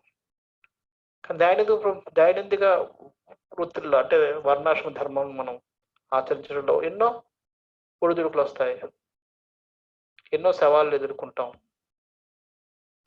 వాటిని ఎదుర్కొంటూ వాటితో పోరాడుతూ కూడా మన భగవంతుడి కృష్ణుని, దేవదేవుని కృష్ణుని గుర్తించుకోవడం అభ్యసించాలి. ఆ అభ్యసించినప్పుడు మనకి చర్మ పరీక్ష ఏంటి? మరణ సమయంలో గుర్తుంచుకుంటాం. లేక అభ్యసిస్తే మనకి లాస్ట్‌కి మరణ సమయంలో భగవంతుని గుర్తుంచుకునే అవకాశం ఉంటది. ఎవరైతే భగవంతుడిని గుర్తుంచుకుంటారో ఆళ్ళు ఈ దివ్య ధామానికి వెళ్ళగలుగుతారు. ఈ విధంగా మనం ఈ లోకంలోనే ఇంతకుముందు చెప్పినట్టుగా ఈ జగత్తునే చేరుకోవచ్చు అన్నది చెప్పాం కదా. అదే విధంగా ఈ జగత్తులోనే, ఈ లోకంలోనే మన కార్యక్రమాలు చేస్తూనే మనం ఆధ్యాత్మిక జగత్తుకి వెళ్ళవచ్చు. అయితే ఎలా మరి గుర్తుంచుకోవడం? ఎలా గుర్తుంచుకుంటాం మనం? పరకీయం వలె. పరకీయ భావం అంటే అర్థం ఏంటంటే మనం సంసార జీవితంలో ఉన్నాం కానీ ఎవరి మీద మన మనసు ఉంది. ఎవరితోటి మాట్లాడాలని, ఎవరితోటి కాదు. ఇప్పుడు మనం ఏం చేస్తాం? ఏదైనా పని వేరే పని చేయాలనుకున్నప్పుడు మనం ఈ పనులు చేస్తూ ఆ పని కోసం సమయాన్ని వీలంత వరకు ఎక్కువగా మనం పొదుపు చేసుకుంటాం. ఇప్పుడు ఏదైనా సినిమాకి వెళ్ళాలనుకుంటున్నాం సపోజ్, కానీ మన దీని ప్రకారం సినిమాకి వెళ్ళే టైం లేదు. మనం ఏం చేస్తాం? వెంటనే తొందరగా వంటలు చేసేస్తాం. లేదు వంట 10 రోజు 10 వెరైటీలు ఉంటే ఈరోజు 5 వెరైటీలు చేసేస్తాం. ఒక గంట అక్కడ తగ్గించుకుంటాం, ఇంకో 10 తగ్గించుకుని మొత్తం మీద టీవీ సీరియల్ సినిమా అది కూర్చునిపోతాం. సంథింగ్ అది పరకీయం. మనం చేయిస్తున్నా కానీ మన మనసు అంతా ఇప్పుడు ఎక్కడ ఉంది? వేరే విషయం మీద ఉంది. అలాగని చెప్పి రోజు అదే చేస్తున్నాం అనుకోండి, మిగతా వాళ్ళందరూ తిడతారు. ఎప్పుడు చూసినా ఏ టీవీ మధ్య అసలు పట్టించుకోవడం మానేసో, ఎప్పుడు అది ఆ టీవీ మీద పడ్డావో అది ఇది. అందుకని ఏం చేస్తాం? తెలివైన వాళ్ళు ఏం చేస్తారంటే దానికోసం ఆ టీవీ దానికోసం బాధ్యతలు కూడా ఇంకా జాగ్రత్తగా చేస్తాం. ఎందుకని ఎవరు కంప్లైంట్ చేస్తే 2 రోజుల తర్వాత 3 రోజుల తర్వాత కంప్లైంట్ వచ్చి మానిపించేస్తారు. టీవీ చూడకుండా చేసేస్తారు. అందుకని ఏం చేయాలి? వాళ్ళ నుంచి అబ్జెక్షన్ రాకుండా ఉండాలంటే వాళ్ళని కూడా మనం మెప్పించాలి, వాళ్ళు మెచ్చుకునేట్టు చేయాలి. అప్పుడు మనం ఏం చేసినా వాళ్ళు అడ్డు పెట్టరు, వాళ్ళ పనులన్నీ బాగవుతున్నాయి కాబట్టి. అదేవిధంగా మన భగవంతుని గుర్తించుకుంటూ ఇక్కడున్న పనులని, ఇక్కడున్న బాధ్యతను మనం విసర్జించకూడదు, వదులుకోకూడదు, ఇంకా ఎక్కువగా బాధ్యతగా చేయాలి. అందుకనే కృష్ణ చైతన్యం అనేది మనుషుల్ని బాధ్యతావంతులుగా చేస్తుంది తప్ప బాధ్యత రహితులుగా చేయదు. చాలా మంది అనుకుంటారు ఇస్కాన్లోకి వస్తే అంత బాధ్యత రహితులు అయిపోతారు, కానీ అవరు. సరిగ్గా ఇస్కాన్ యొక్క తత్వాన్ని, ఆ సిద్ధాంతాన్ని మనం సరిగా అర్థం చేసుకున్న ఎవరు కూడా బాధ్యత రహితులు అవ్వలేరు. బాధ్యత రహితులు అవుతున్నారు అంటే వాళ్ళకి ఇస్కాన్ లేకపోతే కృష్ణ చైతన్యం యొక్క సిద్ధాంతం అర్థం అవ్వలేదు అని అర్థం. అందుకని భగవంతుడు చెప్తాడు, యోగనమపి సర్వేషాం, యోగిల్లో అందరిలోకి, సర్వేషంలోకి మద్గతి నాంతరాత్మన, నా కోసం ఎవరి అంతరాత్మన లోపల ఎవరైతే ఆలోచిస్తూ కూర్చుంటారో, శ్రద్ధవాన్ భజతే యోమాం, ఎవరికైతే శ్రద్ధతోటి భజతే అంటే భజించడం, సేవ చేయడం చేస్తారు, నన్ను నాకు సమే యుక్తాత్మనో మత, ఆడే నా ప్రకారం యుక్తాత్మ గొప్పవాడు. అదే నా మత అంటే నా ఒపీనియన్, నా ఆలోచన, నా నిర్ణయం, నా ఉద్దేశం. నా ఉద్దేశ ప్రకారం ఎవరు యోగులందరిలోకి శ్రేష్ఠుడు, యుక్తతమ ఎవరైతే నన్ను నిరంతరం ఆలోచిస్తుంటాడు, మనసంతా నా మీద ఉంటుంది, కానీ శ్రద్ధగా పనులు చేస్తుంటాడు. ఎవరైతే ఆలోచిస్తుంటాడో అతనే గొప్ప యోగి, ఇదే చెప్పారు. అయితే మనం ఎలా గుర్తుంచుకుంటాం? బాగానే ఉంది ఇవన్నీ. గుర్తించుకోవాలంటున్నారు, గుర్తించుకోవాలి. ఎప్పుడు యాక్చువల్గా మనం ఏదైనా పని చేసినప్పుడు మన అవయవాల కంటే మనసు బుద్ధి ఆ పని మీద ఉంటే ఆటోమేటిక్గా ఇంద్రియాలతోటి మన పనిని బాగా చేయగలుగుతాం. మనసు పెట్టలేదు అనుకోండి. ఇప్పుడు అందుకని చిన్నపిల్లలు హోంవర్క్ చేసినప్పుడు వాళ్ళు దిక్కులు చూడడం, తప్పులు ఎందుకు రాస్తారు? వాళ్ళ మనసు అక్కడ లేదు, వాళ్ళు దేనికోసం ఆలోచిస్తారు. ఎప్పుడైనా మనం అట్లా మాట్లాడుతుంటే పరజ్ఞానం ఏదంటే ఏదో సమాధానం చెప్తున్నారు అంటే అర్థం ఏంటి? వాళ్ళ మనసు ఇక్కడ లేదు, ఏదో ఆలోచిస్తున్నారు. అంచేత మనం ఏదైనా కార్యం కానీ ఏదైనా పనులు చేసినప్పుడు మనం మనస్సు బుద్ధుల్ని ఎక్కువగా ఆ పని మీద లగ్నం చేస్తాం. మనం చేసే కార్యాలన్నీ మన మనస్సు బుద్ధిని పెట్టి చేస్తాం. ఎప్పుడైతే మనసు బుద్ధి ఆ కార్యం మీద ఉంటాయో అప్పుడు అనుకోకుండా వాటంతట వాటే ఈ అవయవాలన్నీ ఆ కార్యాన్ని సిద్ధించడం కోసం ప్రయత్నం చేస్తాయి. ఎప్పుడు మనస్ఫూర్తి చేస్తే మనకి చెప్పగలదు అన్ని మొత్తం ఎంతో చేస్తాం. అన్ని అవయవాలు ఆటోమేటిక్గా అంగాలన్నీ కూడా ఆ కార్యంలో నిమగ్నం అయిపోతాయి. ఎప్పుడైతే మనసు బుద్ధి లేకపోతే మనం పనులు చేస్తున్నా సరే సరిగా అంచేత మనం ఈ మనసు బుద్ధుల్ని భగవంతుని గుర్తించుకోవడం కోసం ఉపయోగించాలి. చేతులను కాదు, ఏదో పుస్తకం తీసుకుని గుర్తుంచుకోవాలి కదా. పుస్తకం తీసుకుని కూర్చుంటే చేతులు అయితే పట్టుకున్నాయి, కళ్ళు అయితే చూస్తున్నాయి, కానీ ఏమి ఎక్కదు. ఎందుకని? మనసు లేదు.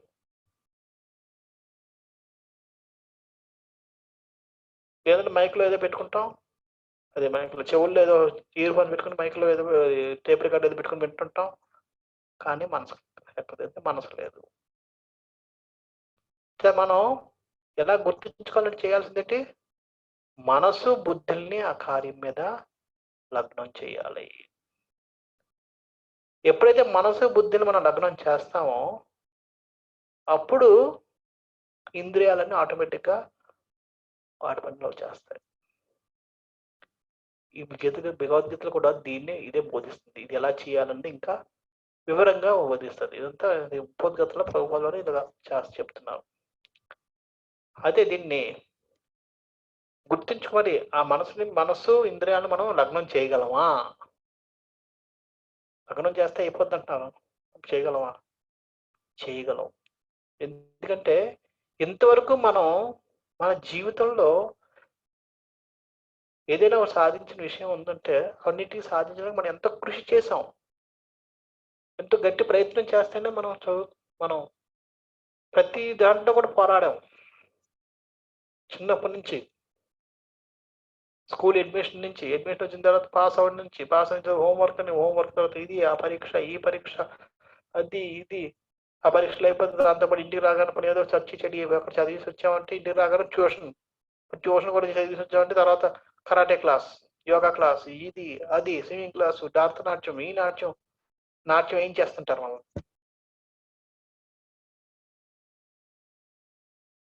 మన నాట్యం వేయిస్తారు. మన నాట్యం సరిగ్గా చేయకపోతే తల్లిదండ్రులు తాండవం చేస్తుంటారు అక్కడ మన మీద.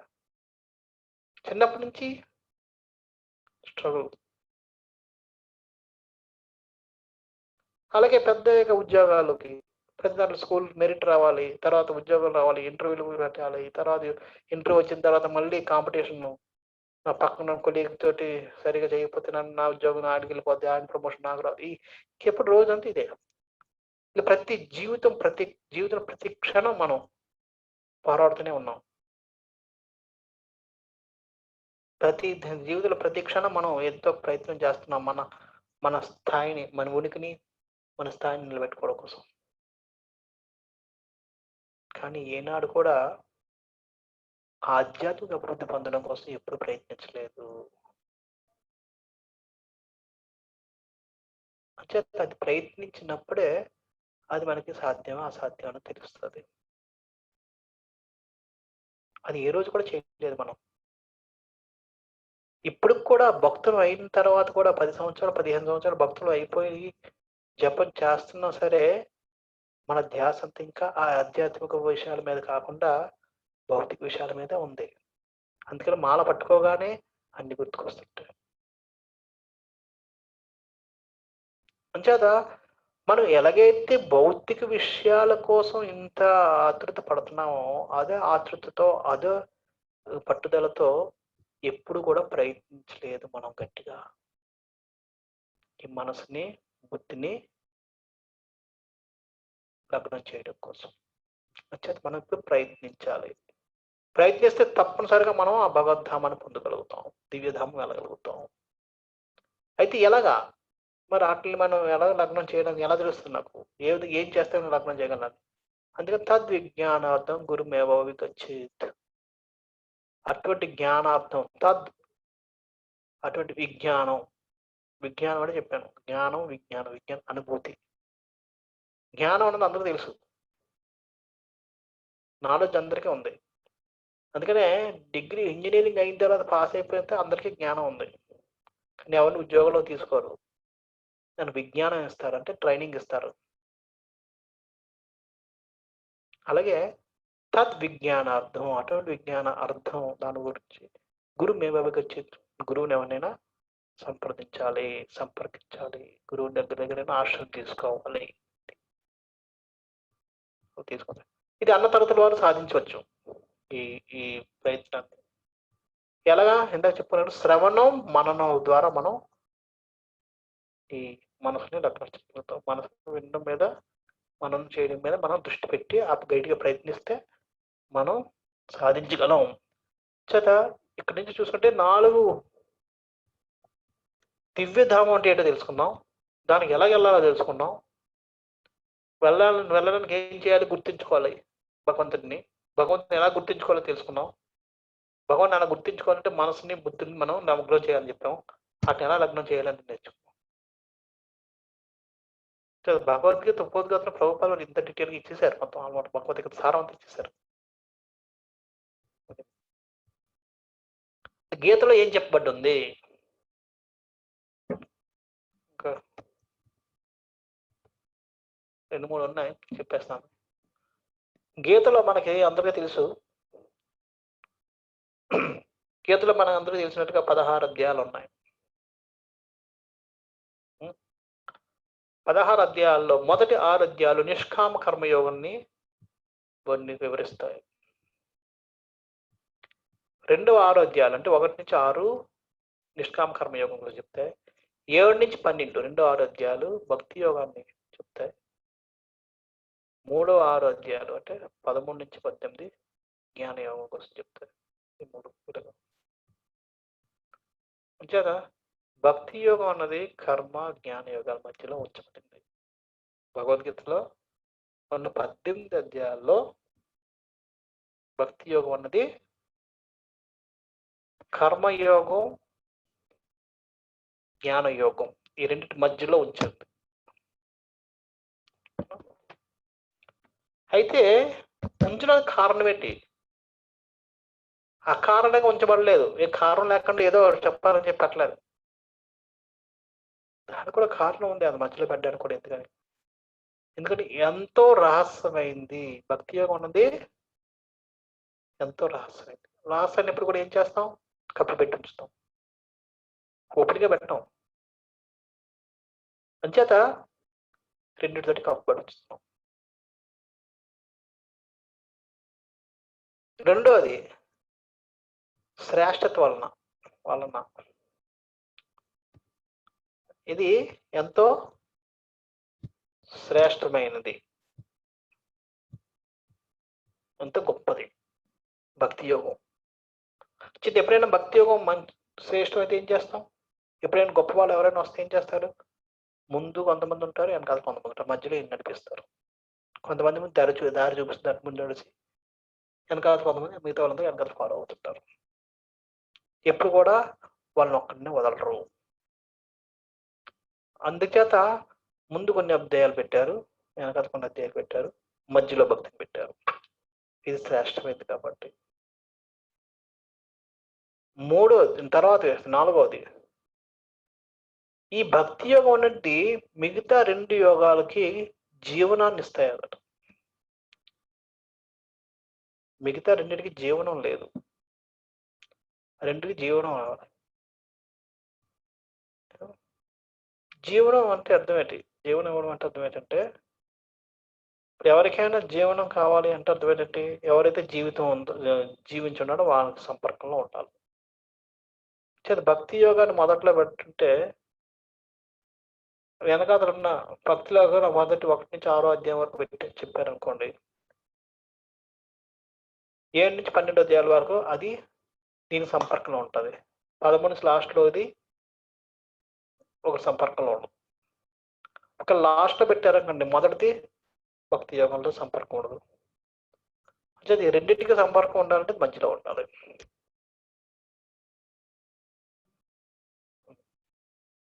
చేత ఆ విధంగా అప్పుడేమవుద్ది, రెండింటిని అది ఇచ్చేస్తుంది.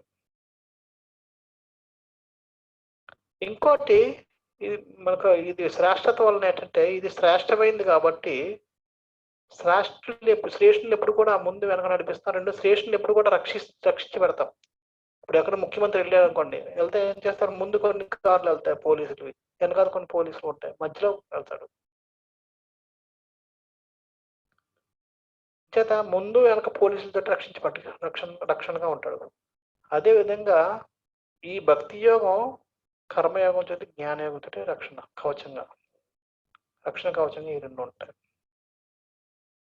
కానీ ఈ రెండు కవచాలకి ఎప్పుడు అర్థం, మనిషికి ఆ మధ్యలో ఉన్న మనిషికి జీవం ఉన్నప్పుడు, ఆ జీవం ఉన్నప్పుడే ఈ రెండింటికి అర్థం. జీవం లేకపోతే ఈ రెండింటికి అర్థం లేదు. మధ్యలో ఉన్న సీన్ చనిపోయాడు అనుకోండి, ముందే వెనకాల ఎస్కట్కి లాభం లేదు. ఆటలు రక్షణ జీవం ఉన్నప్పుడే ఆ జీవితాన్ని కాపాడడం కోసమే వీళ్ళందరూ ఇంత చేస్తున్నారు. ఆ మనిషికి జీవం లేకపోతే ఇంకా వీళ్ళు చేసి లాభం ఏంటి? చేత భక్తి లేకపోతే మిగతా రెండింటికి నిరుపయోగం. ఎలాగైతే మధ్యలో ఉన్న ముఖ్యమంత్రికి జీవం లేకపోతే ముందు వెనకాల ఉన్న పోలీసు బలగానికి అర్థం లేదు, అదే విధంగా భక్తి లేకుండా ఈ రెండింటికి అర్థం లేదు. కర్మయోగం చేయాలన్నా, నిష్కామ కర్మయోగం చేయాలన్నా అది భక్తితో కలుపుకుంటే ఆ నిష్కామ యోగానికి కొద్దిగా అర్థం. జ్ఞానయోగం కూడా భక్తితో కలిగి ఉంటుంది. అందుకనే ఈ రెండింటిలోనూ కూడా భక్తి యోగాన్ని చర్చించడం జరుగుతుంది. నిష్కామ కర్మయోగం మొదటి 6 అధ్యాయాల్లో కూడా కొద్దిగా భక్తి యోగం కోసం వివరణ వస్తుంది. లాస్ట్ 6 అధ్యాయాల్లో కూడా అది జ్ఞానయోగం కోసం అయినా సరిపడికి భక్తి యోగం దాంట్లో మిశ్రితం అయి ఉంటుంది. ఈ మిశ్రమం ద్వారా మనకి ఈ నిరుపయోగం ఎప్పుడైతే మధ్యలో భక్తి లేకపోతే రెండు నిరుపయోగం అయిపోతాయి. అందుకని మధ్యలో భక్తి పెట్టు. ఈ విధంగా ఇది భగవద్గీతలో ఈ 6 అధ్యాయాలు మనకి ఉండడంలో కూడా చాలా అర్థం ఉంది. ఏదో అకారణంగా ఉంచబడలేదు, అకారణంగా ఆ లైన్లో పెట్టలేదు భగవంతుడు. అందుకే దీనికి ఉదాహరణ ఎలాగిస్తారు అంటే, శాండ్విచ్లు అంటే తెలుసు కదా, చాలా మంది బయట వాళ్ళకి తింటుంటారు. Veg sandwich, butter sandwich, paneer sandwich, ఇవన్నీ. అంటే ఇంకోటి చికెన్, మటన్, ఏవైనా ఇవన్నీ. అంటే అర్థం ఏంటి, శాండ్విచ్ అంటే సేమ్ పైన కింద రొట్టెలు పెట్టడం, మధ్యలో మారుతుంది. మధ్యలో వెజిటబుల్స్ అంటే వెజ్ శాండ్విచ్లో అయితే వెజ్ బర్గర్ ఏదైనా సరే.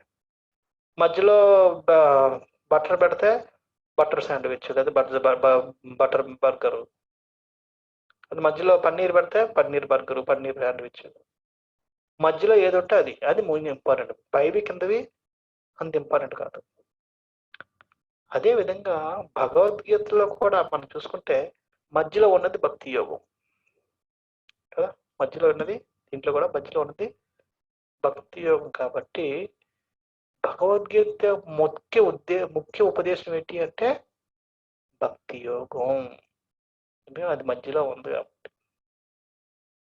ఎందుకు భక్తి యోగం ముఖ్యం అన్నది ఈ కారణాలు కూడా, ఈ 6 కారణాలు 5 కారణాలు వల్ల అది, ఈ 5 కారణాలు కూడా దానికి మనకి రుజువు చేయడానికి, ప్లస్ అలాగే శాండ్విచ్ లో మధ్యలో ఉన్నదే ముఖ్యం కాబట్టి దాని మీదే పేరు వస్తుంది కాబట్టి, భగవద్గీత దేన్ని బోధిస్తుంది అంటే భక్తి యోగాన్ని బోధిస్తుంది, భక్తి యోగాన్ని చెప్పుతుంటది, భక్తి యోగాన్ని వివరిస్తుంటది. అది తెలుసుకోవాల్సింది. ఈ విధంగా మనం దీంతో ఒక ఉపోద్ఘాతానికి ఒక అంతంకి వచ్చేసాం. ఇంకా చిన్న చిన్న ఉన్నాయి.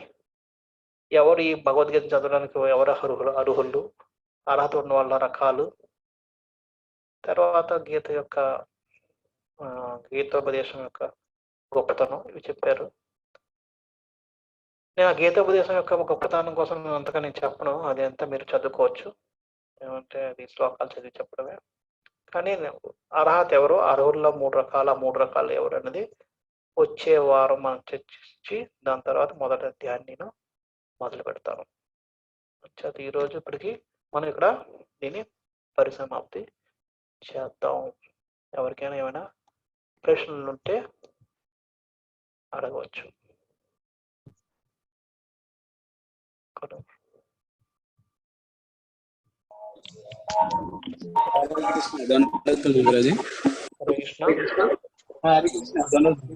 చెప్పండి.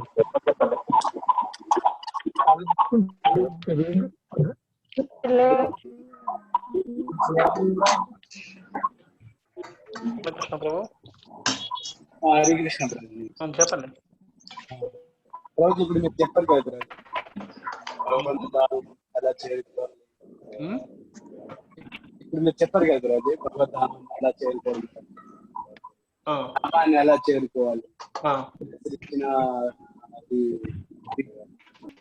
వైదిక మనసు మాట వినబడడం లేదు. వైదిక గ్రంథాల్లో కేవలం లేనం చదువుతూ అది మనం చేసుకోవాలి. సరిపోతే దాని దైనిక కార్యాలు కూడా మనం చేస్తూ ఉంటాం. తర్వాత మొదట చెప్పదు, మనం బద్దులు కావడానికి కారణం ఏంటంటే భౌతిక విషయాల మీద ఆకర్షణ పెరగడం. ముందు చెప్పదు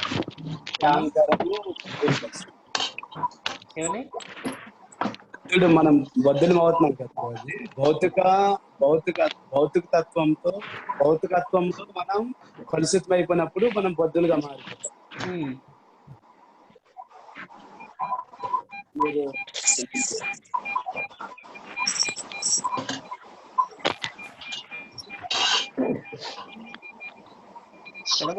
ఏం కారణం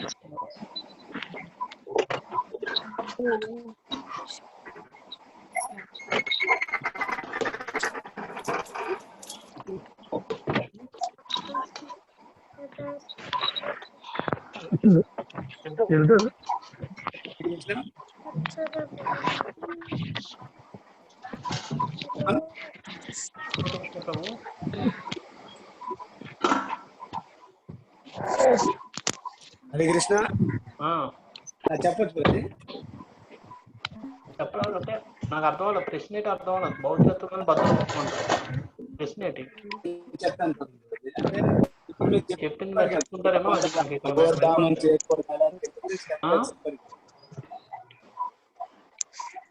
హరే కృష్ణ. చెప్పండి.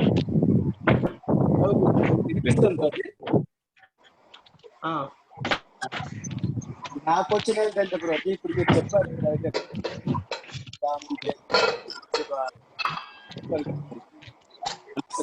చేయడం, గ్రంథాలు చదవడం, గుర్తించుకోవడం, నెక్స్ట్ మన దైనిక డే టు డే లైఫ్ లో మన డ్యూటీస్, మన వర్ణాశ్రమ ధర్మాన్ని పాటించడం, ఇవన్నీ చేస్తున్నాం. నాకు వచ్చిన ఏంటంటే ప్రతి ఇప్పుడు మనం చేస్తున్నాం, మనం భక్తి చేస్తున్నాం, రీడింగ్ చేస్తాం, కొద్ది రోజులు ఎలా అనిపిస్తుంది అంటే రోజు కొద్ది తీవ్రతగా భక్తి చేసినట్టు అనిపిస్తుంది, చాలా చక్కగా చేస్తున్నాం. మళ్ళీ కొద్ది రోజుల తర్వాత అంటే ఏదో ఒక కారణం చేత మనం ఏంటవుతున్నాం అంటే ప్రతి పూర్తిగా భక్తి అంటే ఆ రోజు అంటే ఇప్పుడు మొదట్లో కొద్దిగా తీవ్రత ఎలా చేస్తామో ఆ చేయడం కన్నా కొద్దిగా డెవలప్ అయిపోయి కంప్లీట్ గా భక్తిలో మళ్ళీ మనం మళ్ళీ బాటం పాయింట్కి వచ్చినట్టు అనిపిస్తుంది. కారణము అంటే నాకు అనిపించింది కొన్ని రోజులు మనకి అనిపిస్తుంది, వా నేను మంచి భక్తి చేస్తాను, మంచి తీవ్రత ఉంది, మనసు మన చైతన్యం కూడా బాగున్నట్టు అనిపిస్తుంది. తర్వాత కొద్ది రోజులకి ఒక రోజు 2 రోజులకి మనకు కొద్ది గ్యాప్ ఇవ్వడం వల్ల మళ్ళీ మనం బాటం లెవెల్కి వచ్చినట్టు. అయితే దానికి కారణం నాకు అనిపిస్తుంది రోజు అంటే కొద్దిగా మనం భక్తిలో సీరియస్ లేకపోవడం వల్ల అందుకే డల్ అయిపోయామని అనిపిస్తుంది రోజు. సీరియస్ అంటే ఇప్పుడు కొద్దిగా మనం ఎక్కువ అంటే టైట్ అయిపోయాం, లేకపోతే వేగం వేసిపోయాం, ఈరోజు కొద్దిగా అంటే వేగ పట్టుకుంటే బుక్స్ చదవాలంటే కొద్దిగా తగ్గించేద్దాం, ఇలాంటి ఎప్పుడైతే ఆలోచనలు వస్తున్నాయో మనసు ఈ భౌతిక కల్మషానికి మనం లోన్ అయిపోయి పూర్తిగా నెక్స్ట్ డే నుండి మనకి ఆ భక్తిలో రుచి తగ్గడానికి. అయితే నాకు వచ్చిన ఏంటంటే రోజు ఇప్పుడు నిర్విరామంగా ఎలా మనం ఆర్ఎస్ చెప్తుంటారు కదా, అన్ఇంటరప్షన్ మనం భక్తి ఎలా చేయగలుగుతాం. మీరు మొన్న కూడా చెప్పారు ప్రదీపులకు వచ్చిన అడిగేటప్పుడు శరణాగతి గురించి చెప్పారు అనమాట. సంపూర్ణమైన శరణాగతి ఏంటంటే అసంచలంగా ఎల్లప్పుడు కృష్ణుడికి మనం గుర్తు తెచ్చుకోవడమే అది శరణాగతి. ఈ అసంచలము, అన్ఇంటరప్షన్, అన్కండిషనల్ గా మీరందరూ ఉంటున్నారు.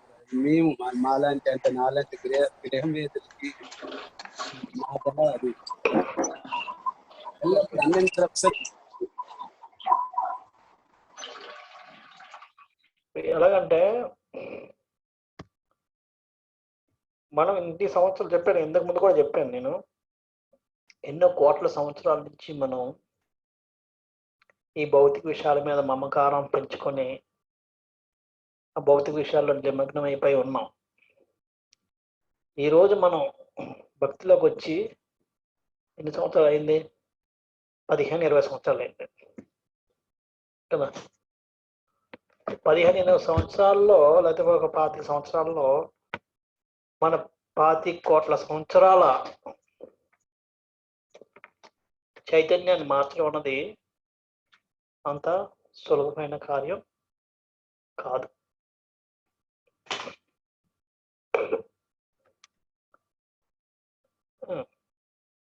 అంటే మనకి ఎలాగైతే ఫ్యాన్ మనం తిప్పినప్పుడు ఫ్యాన్ స్విచ్ ఆఫ్ వెంటనే ఫ్యాన్ ఆగిపోదు, అలాగే ఫ్యాన్ స్విచ్ చేసిన వెంటనే ఫ్యాన్ ఫుల్ స్పీడ్ మీద తిరుగుతుంది. రెండింటికి కొంతకాలం పడుతుంది. అదేవిధంగా మనం ఒక జీవిత విధానం నుంచి ఇంకో జీవిత విధానంలోకి మారాలి అనుకుని మారుతున్నప్పుడు మనం అనుకున్నంత తొందరగా మారదు. అది మారాలి అంటే మనసే ముందు మారాలి. మనసు మనం మారినప్పుడు ఏమవుతుందంటే వెంటనే ఇప్పుడు మనం ఇక్కడ ఈరోజు లెక్చర్ వింటున్నప్పుడు మనసు అంటుంది లేదు, మనసు మారిపోయింది కాబట్టి వెంటనే జపం చేయగానే అబ్బా సూపర్ జపం అయిపోతుంది. ఎందుకంటే మనసు పూర్తిగా విశ్వసించింది, చెప్పింది ఇదే రైట్, ఇదే మానవ జీవితం యొక్క ధ్యేయం అని విశ్వసించింది కాబట్టి అది వెంటనే ఇంకా దేన్ని కూడా ఆలోచించకుండా దాని మీద మనసు పెట్టి మనం చేస్తాం. ఎప్పుడైతే మనసు మళ్ళీ ఏమవుతుంది, ఇంకోసారి కొన్ని రోజుల తర్వాత మనకి ఇప్పుడు ఉంది తర్వాత రాను మళ్ళీ అది ఎక్కువ సమయము మనం భౌతిక విషయాలతో సంపర్కంలో ఉంటాం కాబట్టి మనసు మాటికి భౌతిక విషయాల మీద దానికోసం వింటూ ఉంటారు కాబట్టి దానికి ప్రభావితం అయిపోద్ది. ఎలాగది మన ప్రభావితం అవుతూ ఉంటుందో మన భౌతిక విషయాల మీద మనం ఎంతైతే వింటుంటామో మన స్మరణం మననం దేని మీద ఉంటుంది? భౌతిక విషయాల మీద ఉంటుంది. మనసు కూడా ఇంతవరకు మనకి ఆధ్యాత్మిక విషయం మీద విని మనసు చాలా విశ్వసించి మంచి ఇదిగా ఉంది, దాని మీద జపం గట్రా అన్ని భక్తి ఈరోజు కార్యక్రమాలు మంగళారతి సూపర్గా అయింది, అన్ని టైం చేసేసాం. కానీ మన తర్వాత రాను మన మనసుకి మననం శ్రవణం దేని మీద అవుతుంది? భౌతిక విషయాల మీదే అవుతుంది. భౌతిక విషయాల మీద అవుతున్న కొద్దీ మనసు తలక మననం అంతా భగవంతుడి నుంచి భౌతిక విషయాల మీదకి వస్తుంటుంది. ఎలాగైతే భౌతిక విషయాల మీదకి వస్తూ ఉంటుందో మనసు ఉంటుంది. దీని మీద ముందు ఇది ముఖ్యం, అది కూడా అది కరెక్టే ప్రభుజీ చెప్పారు, కానీ ఇది చేయకపోతే ఎలాగా, ఇది చేయాలి ముందు. ఎందుకంటే మననం అంతా మనం శ్రవణం మననం ఇప్పుడు భౌతిక విషయాల మీద ఎక్కువ జరుగుతుంది కాబట్టి. అందుకనే మనం సంగత్యాగాత్ అంటారు. ఇటువంటి భౌతిక విషయాల మీద మనము శ్రవణం చేసే వాళ్ళ తలగ సంఘాన్ని మనం వదలాలి. నేను ఎప్పుడు మనం ఆధ్యాత్మిక విషయాల మీద వింటూ ఉండాలి. అలా వింటున్నప్పుడు అదే మనకి ఉత్సాహాన్ని ఇస్తుంటది. మనసుకి వినిపించాలి, చెప్పాను కదా. వినాలంటే చెవులు కాదు వినేది, మనసుని పెట్టినప్పుడు మనసు మళ్ళీ కన్విన్స్ అయింది అనుకోండి, కరెక్ట్ ఇది విశ్వాసం. మళ్ళీ వెంటనే అదే లేదు, విన్నాను, లెక్చర్లో ఉన్నాను, చెప్పం మరి చెయ్యాలి. ఎవరు మన ఆనంద బృందాన్ని కూడా చెప్పారు, ఇలా చెప్పాలి, లేకపోతే ఇది చెప్పాలి, ఇంకా లేదు ఇదే జీవితం అన్నారు అని చెప్పి చెయ్యి. ఆ రోజు కూర్చుంటే తన అదన అయిపోతాయి అంత చేత మన మనసుకి ఇవ్వాల్సింది ఏంటి. అందుకనే స్వర్గ సిద్ధాంత సరస్వతి చెప్తుంటారు, మనసు రోజు ఉదయాన్నే 100 దెబ్బలు చీపురుతోటి, సాయంత్రం 100 దెబ్బలు జోడుతోటి కొట్టాలి. నేను జోడు పట్టుకుని కొట్టించుకోవడం అని కాదు, అటువంటి అదే ఉదయాన్నే భాగవతం వినాలి, సాయంత్రం భగవద్గీత వినాలి, శ్రవణం చేస్తుంటారు. ఆ కొడుతుంటుంటే 10 సార్లు ఆ 10 భగవద్గీత విన్న 1 గంటలో 10 ఇన్స్ట్రక్షన్స్ వస్తే 10 దెబ్బలు పడినట్టు మనసుకి లైన్లోకి వస్తుంది కొద్దిగా. అని ఆ విధంగా మనం అది చేయాలి. అలా చేస్తున్నప్పుడు మనం దీంట్లోంచి మనం బయటకు వస్తాం. లేదంటే ముందంతా మళ్ళీ మామూలే, ఈరోజు జపం రేపు తపం చేత అలాగే. ఈ శ్రవణం ఒకటే మనకి దాంతో మనం ఏమైనా చేయగలుగుతాం. రోజు వింటుండాలి.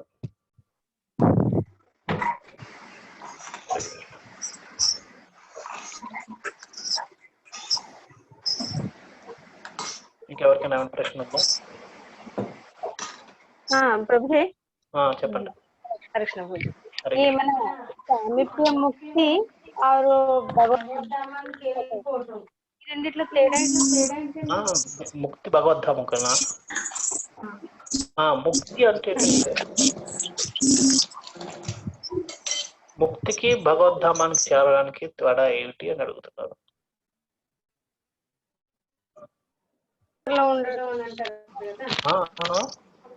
సామీప్య ముక్తి అంటే భగవంతునికి దగ్గరలో ఉండటం. ఇలా పెట్టకూడదు, పక్కన ఎక్కాలి. ఇప్పుడు భగవంతానికి వెళ్ళిపోయి ఉండటం అంటే కూడా అక్కడే భగవంతుని సమీపంలో ఉండటమే కదా.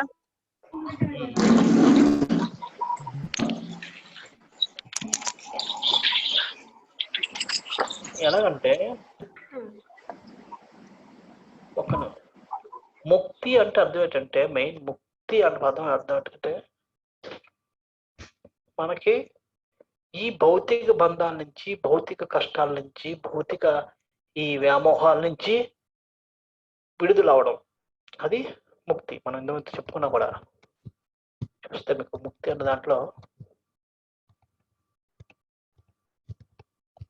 ముక్తి అంటే భౌతిక చైతన్యం నుంచి విడుదల.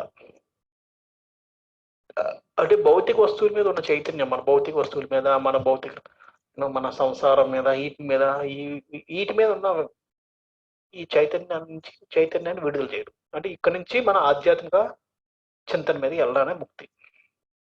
ఆధ్యాత్మిక చింతన ఇక్కడ చెప్పలేదు, దీన్ని ఆలోచించుకుని ఉండడం. అందుకనే బ్రహ్మజ్యోతి మీద ఎవరైతే ధ్యేయం పెడతారో వాళ్ళు ఏమంటారు, ఎందుకంటే వాళ్ళకి చెప్పాను కదా ఇందాక, సూర్యుని కాంతి చూడటం, సూర్యగ్రహణాన్ని చూడటం, సూర్యగ్రహణం మీదకి వెళ్ళడం, మూడింటికి చాలా తేడాలు మనం వివరించుకున్నాం. సూర్యగ్రహణం మీదకి వెళ్తే దాని మీద ఉన్న అనుభూతులు వేరు, అక్కడ తెలుసుకోవాల్సిన ఎన్నో విషయాలు ఉన్నాయి. సూర్యకాంతి ఉన్నవాడు ఇలా చూసిన వాడు అక్కడికి ఏమో తెలియదు, ఒకటే కనబడుతుంది, ఎండలో ఎప్పుడు మార్పు కనబడదు. సో వాడికి ఏంటంటే బ్రహ్మ ముక్తి అంటే అర్థం ఏంటంటే ఏమీ లేకుండా ఉండడం. అందుకని ఎవరైతే బ్రహ్మజ్యోతి మీద ఎటువంటి మార్పులు లేకుండా ఉండడం, అంటే ఎవరైతే బ్రహ్మజ్యోతి మీద ఎవరైతే ధ్యానం పెడతారో, వాళ్ళు ధ్యేయం పెట్టుకుంటారో, వాళ్ళు ఏంటంటే ఈ భౌతిక ఆలోచనలు ఏవి చేయకుండా ఉంటే అదే ముక్తి.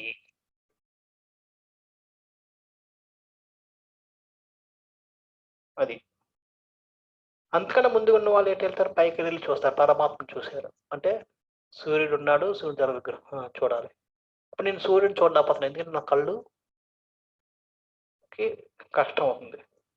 కానీ ఇప్పుడు నా పట్టుదల సూర్యుడిని ఎలాగైనా చూడాలి, అభ్యాసం చేయడం మొదలుపెట్టాను. రోజు సంవత్సరం తర్వాత నేను అంత సూర్యకాంతి ఉన్నా సరే నేను సూర్యుడిని చూడగలుగుతాను, ఎందుకంటే నా కళ్ళకి అలవాటు అయ్యింది. అయితే ఇక్కడ ఒక ధ్యేయం అంటూ ఉంది, అది పరమాత్మ. అంటే పరమాత్మకి రియలైజేషన్ ఉన్న వాళ్ళు ఏమో చేస్తారంటే అందరిలోనూ పరమాత్మను చూడాలి, అందరినీ గౌరవించాలి, అందరినీ పూజించాలి, అందరినీ మంచిగా చెయ్యాలి.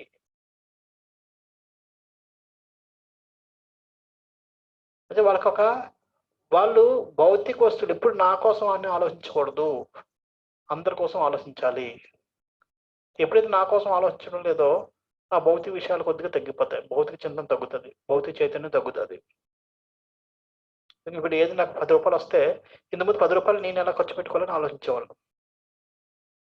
ఇప్పుడు 10 రూపాయలు భగవంతుడికి 10 మందికి ఎలా పంచబెట్టాలి, 10 మందికి ఎలా మంచి చేయాలి అన్న దాని మీద ఆలోచిస్తాం. ఎక్కువ నేను సంపాదించాలన్న నాకు మీద తాపత్రయం లేదు. అది అది ఒక ధ్యేయం ఉంది, అది భగవంతుని దాకా. అది చేత అది కూడా ముక్తే, ఎందుకంటే భౌతిక చింతన నుంచి బయటకు వచ్చింది కాబట్టి. ముక్తి అనేది అనేక రకాలు. అలాగే మూడోది ఈ రెండు కాదు, ఆ సూర్యగ్రహణం మీదకి వెళ్ళాలి. సూర్యగ్రహం మీదకి వెళ్ళాలి. సూర్యగ్రహం మీదకి వెళ్ళాలంటే ఎలాగ వెళ్ళాలి? అప్పుడు చెప్తారు ఇక్కడ టికెట్ కొనుక్కోవాలి. అయితే టికెట్కి ఎంత డబ్బులు? టికెట్ ఒక 1,00,000 రూపాయలు. ఒక 1,00,000 రూపాయలు సంపాదించాలి. ఇప్పుడు నా ధ్యేయం ఏంటి? 1,00,000 రూపాయలు సంపాదించాలి. వీరికి పెట్టడం లేదు, వాళ్ళకి దేయడం లేదు, నా ధ్యేయం అది నా సొంతం కూడా అంటే అలాగనమాట. ఒక ధ్యేయం పెట్టుకుని ఆగదు. అప్పుడు ఏమైందంటే నాకు భౌతిక వాంఛ లేదు. ఇప్పుడు నీ సంవత్సరాన్ని పెట్టాలి, బ్యాంక్ పెంచు, అవి కాదు. నా బ్యాంక్ బ్యాలెన్స్ నాకంతా ఏంటి, అక్కడికి వెళ్ళాలి. దానికోసం 1,00,000 రూపాయలు కావాలి, 1,00,000 రూపాయలు ఎలాగ వస్తుందో అలాగే చేస్తాను అంతే.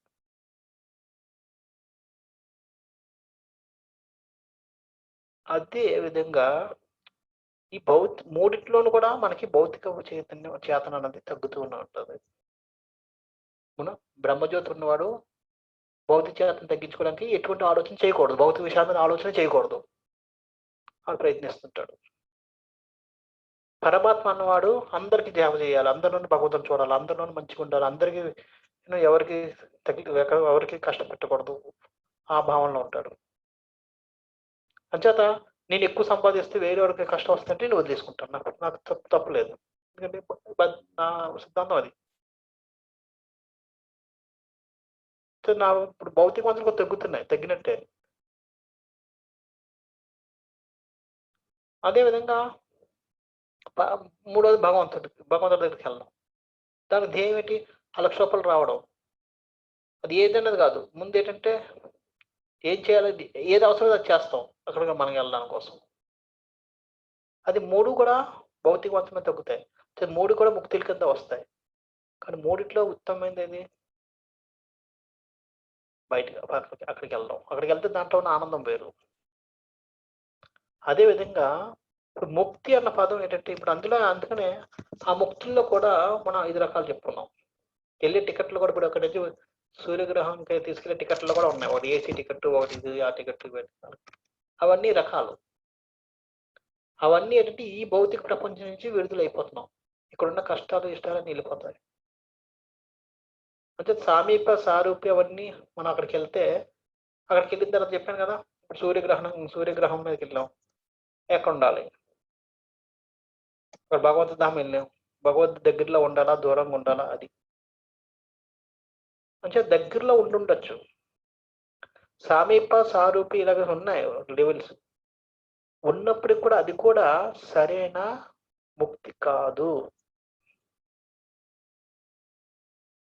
ఇప్పుడు ప్రధానమంత్రి వచ్చాడు, లేదా ముఖ్యమంత్రి ఇక్కడికి వచ్చాడు, మా జీవి వచ్చాడు, నేను పక్కనే నిలబడ్డాను, ఫోటో తీసుకున్నాను, వాట్సాప్లో పెట్టాను, ఫ్రేమ్ కట్టించుకున్నాను, ఇంట్లో పెట్టుకున్నాను.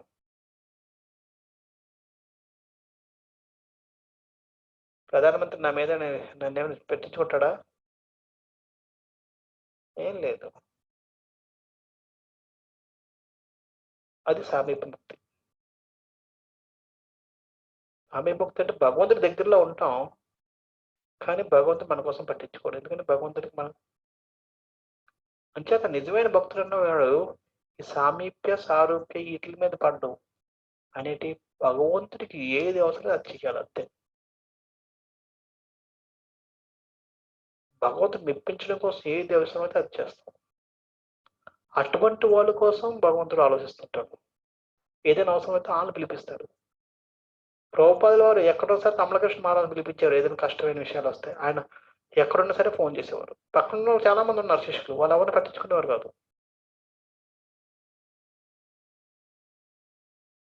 వెంటనే కమలకృష్ణ తమలను పిల్లండి అనేవారు. ఎందుకని? ఆయన తెలుసు, ఆయన మనస్సు తెలుసుకున్నాడు ప్రభుపాద వారి మనస్సు. ఆయన దగ్గరలో ఉన్న దూరంలో ఉన్న ప్రభుపాదకి ఆయన దగ్గరలో ఉన్నట్టే. నిజమైన భక్తుడు ఈ 5 రకాలైన ముక్తుల కోసం ప్రాధేయపడ్డు, ప్రాకులాడ్డు. ఆయన ధ్యేయం ఒకటే ఉంటది, ఏంటి? భగవంతుడిని ఎలా మెప్పించాలి, భగవంతుని ఎలా సంతోషపెట్టాలి, భగవంతుడు ఏం చెప్తున్నాడు దాన్ని నేను ఎలాగ ఆచరించాలి. అదొకటే ధ్యేయం అండి. దానివల్ల కోరికలు చంపుకోవాలంటే చంపుకో, కోరికలు పెంచుకోవాలంటే పెంచుకో, ఏం చేయాలంటే చెయ్యి, సంబంధం లేదు దీంతో.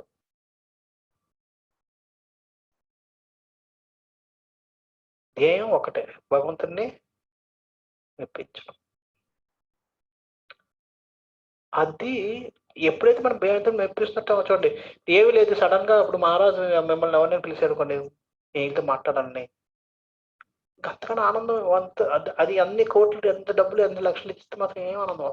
ఆనందం ముందు లక్షలు కూడా కలిగి చేయదు. అరే మహారాజు నన్ను గుర్తుంచుకున్నారు, లేదంటే ప్రభుపాద నన్ను గుర్తుంచుకున్నారు, నన్ను పిలిపేశారు, నన్ను పిలిచారు, ఎవరిని పిలవలేదు. అందుకని మహారాజు గారు వస్తే ఎదురు నిలబడతారు. ఎందుకంటే మనల్ని చూస్తారు, అప్పుడు నన్ను చూశారు చెప్పుకుంటాం కదా చాలా మంది. ఎందుకంటే అది ముఖ్యం. ఆయన దగ్గరలో ఉన్నా దూరంలో ఉన్నా సరే. నేను అమెరికాలో ఉన్నప్పుడు మహారాజు చాలా నాకు నాతో ఎక్కడ ఉన్నా సరే మాట్లాడుతుండేవారు. తర్వాత ఇక్కడికి వచ్చి ఆశ్రమం జాయిన్ అయిపోయాను. జాయిన్ అయిపోయిన తర్వాత మహారాజు గారు మొట్టమొదటిసారిగా ఇండియాకి వచ్చారు అమెరికా నుంచి. అంతకుముందు మహారాజు వస్తే ఎయిర్పోర్ట్కి అందరూ వెళ్ళేవారు, 1000 మంది 1200 మంది వెళ్ళేవారట స్వాగతం పలకడానికి. మొత్తం ఎయిర్పోర్ట్ అంతా వీళ్ళే ఉండేవారు, కీర్తనలతో మొత్తం అంతా. తర్వాత ఎయిర్పోర్ట్ అథారిటీ వాళ్ళందరూ కంప్లైంట్ పెట్టారు, మీరు రావడానికి లేదని చెప్తే అక్కడి నుంచి ఆ సంవత్సరమే 2005 నేను జాయిన్ అయిన సంవత్సరమే ఎవరిని రానివ్వడం కన్నా ఎవరు రావడానికి వీల్లేదని చెప్పి రూల్ పెట్టారు. లేదా అంతకుముందు అంతా మొత్తం 1000 మంది వరకు వెళ్ళేవారట. వెళ్ళి అందరిలో ఒక 500-600 మంది వెనక్కి వచ్చేవారట మందిరం మహారాజుతో పాటు.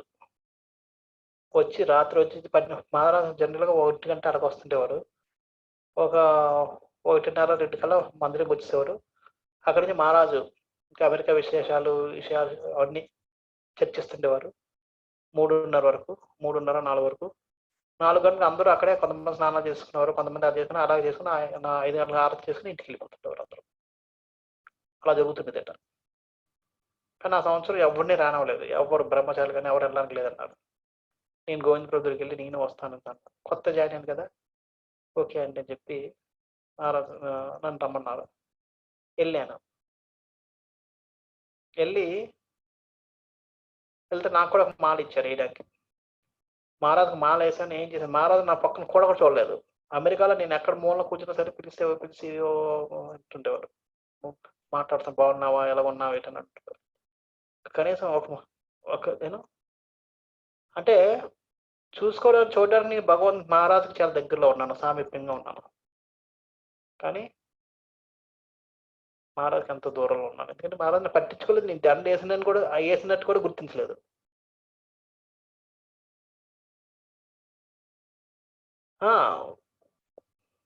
ముక్తి ఉంది, ఎందుకంటే మిగతా వాళ్ళకి ఎవరికి పొందని ఉత్తమ గతి నాకు నేను పొందాను. మహారాజు దగ్గరికి వెళ్ళి, అంటే ఎయిర్పోర్ట్కి వెళ్ళి మహారాజుని స్వాగతం పలకడం.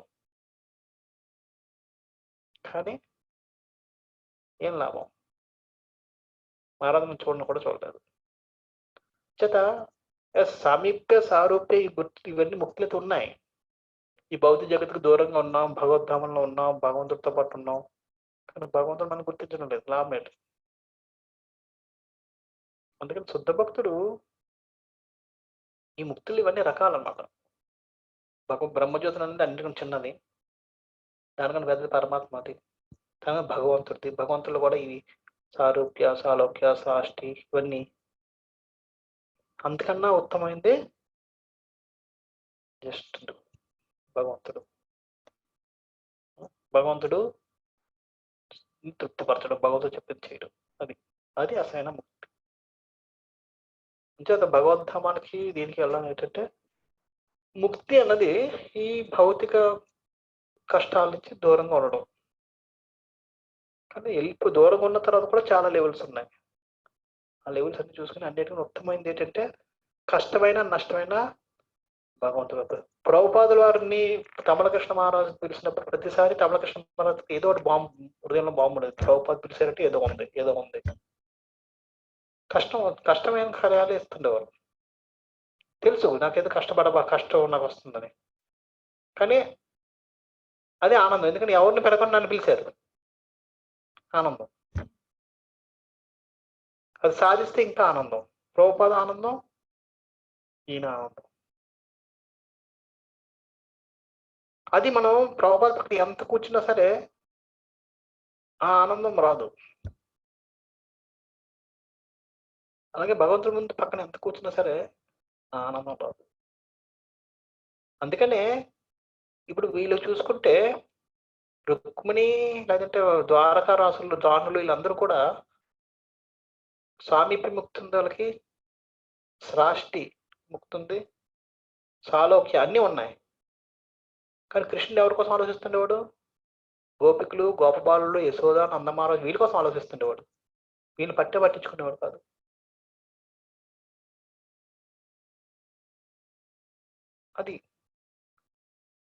అది కావాల్సింది మనకి గోపికల భావంలో మనం సేవ చేయడం, అది నేర్చుకోవాలి. అది అన్నింటికన్నా ఉత్తమైన ముక్తి. ఇది కాదు, దగ్గరలో ఉండడం కాదు. ముక్తిలో ఇవన్నీ రకాలు అన్నమాట.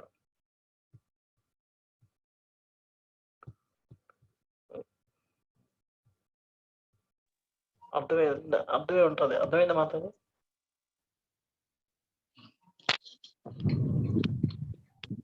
ప్రభుజీ, హరే కృష్ణ. ప్రభుజీ దండవత్ ప్రణం. అయితే నెక్టర్ ఆఫ్ డివోషన్ లో ముక్తి అంటే లిబరేషన్ టాపిక్ లో అందరూ పెద్ద భక్తులందరూ మాకు ఎక్కడ లిబరేషన్ అవుతుంది, మీ పాదసేవకే ఇవ్వని అంటారు. కానీ మనం ఇక్కడ ఇప్పుడు ఇంకా మనం క్వాలిఫై కూడా కాలేము, కానీ మాకు వి వాంట్ టు గోలో కానీ మనం అనుకుంటాం ఎప్పటికీ.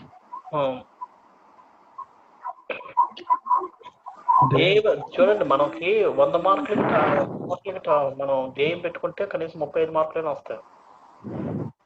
మన ధ్యేయం 35 మార్కులు ఉంటే 20 మార్కులతో ఫెయిల్ అయిపోతాం.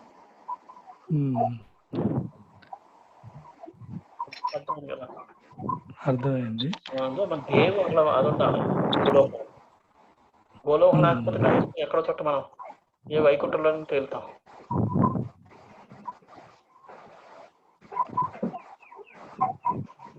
వైకుంఠంలో తేలుతాం చెప్పే కదండి. మనం అందుకని చెప్తుంది ఏంటంటే, మనం వేరే వాళ్ళని చూసి నిరుత్సాహపడాల్సిన అవసరం లేదు. ఆచార్యులు అంత పెద్దవాళ్ళు ఉన్నారు, వాళ్ళు ఇలాగైపోయారు, మనం ఇంత పెద్దవాళ్ళు ఉన్నారు, వాళ్ళు అంత సంబంధం లేదు. సచిన్ టెండూల్కర్ కూడా డక్అవుట్ అయిన రోజులు ఉన్నాయి. ఆ డక్అవుట్ అయితే మిగతా వాడు ఎవడో ఆడి గెలిపించిన రోజులు కూడా ఉన్నాయి.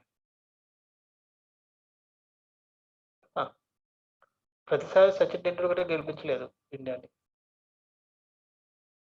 చేత అదేవిధంగా హీరోలు కూడా జీరో అయిపోవచ్చు కొన్నిసార్లు. జీరో కూడా ఆయన రోజు ఉన్నప్పుడు హీరో అయిపోతాడు. అదేవిధంగా మనం కూడా ఎవరో ఫెయిల్ అయ్యారు, లేకపోతే ఆయన నాకు హీరో, అటువంటి ఆయన ఫెయిల్ అయిపోయారు, నేనేం చేయగలను మనం నిరుత్సాహపడాల్సిన అవసరం లేదు. నేను ముందు కూడా చెప్పాను, భగవంతుడు మనం ఎంత పురోగతి, ఎంత ముందుకు వెళ్ళామని చూడు, ఎంత ప్రయత్నిస్తున్నాం అన్నది చూస్తాడు. మనం చూసుకోవాల్సిందంతా ఒకటే, మన ప్రయత్న లోపం లేకుండా ఉండడం. మనసు బుద్ధిని లగ్నం చేయడం అన్నది మనం చెప్పుకున్నాం ఈరోజు. అదంత సామాన్యమైన విషయమా?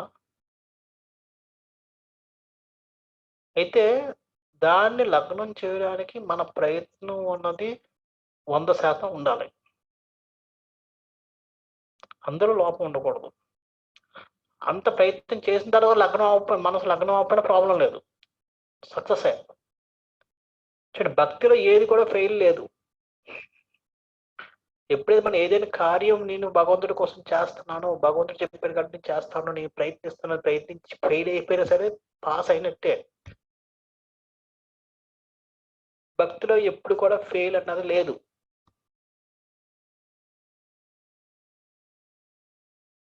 మన ప్రయత్నం లోపం ఒక్కటే ఫెయిల్.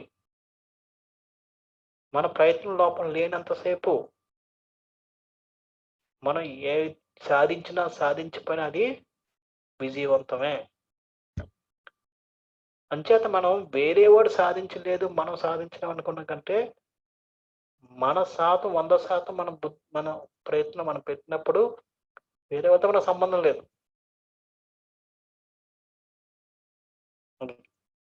మన ధ్యాస అంతా కూడా మన ప్రయత్నం మీద ఉండాలి. నాకు సమయం దొరికితే నేను ఏం చేస్తున్నాను, జపం చేస్తున్నానా, చదువుతున్నానా, వీడియో చూస్తున్నానా, వాట్సాప్లో వీడియో చూస్తున్నానా, ఏం చేస్తున్నాను? నాకు ఈరోజు కోరికలు పుడితే ఏం చేస్తున్నాను? ఆ వస్తువు కోసం ప్రాకులాడుతున్నానా? దాని నుంచి మన భగవంతుని లగ్నం చేయడానికి ప్రయత్నిస్తున్నానా? ఇది మనం చూసుకోవాల్సిందే. వేరే వాళ్ళతో మన సంబంధం లేదు, వేరే వాళ్ళతో పోల్చుకోవాల్సిన అవసరం లేదు.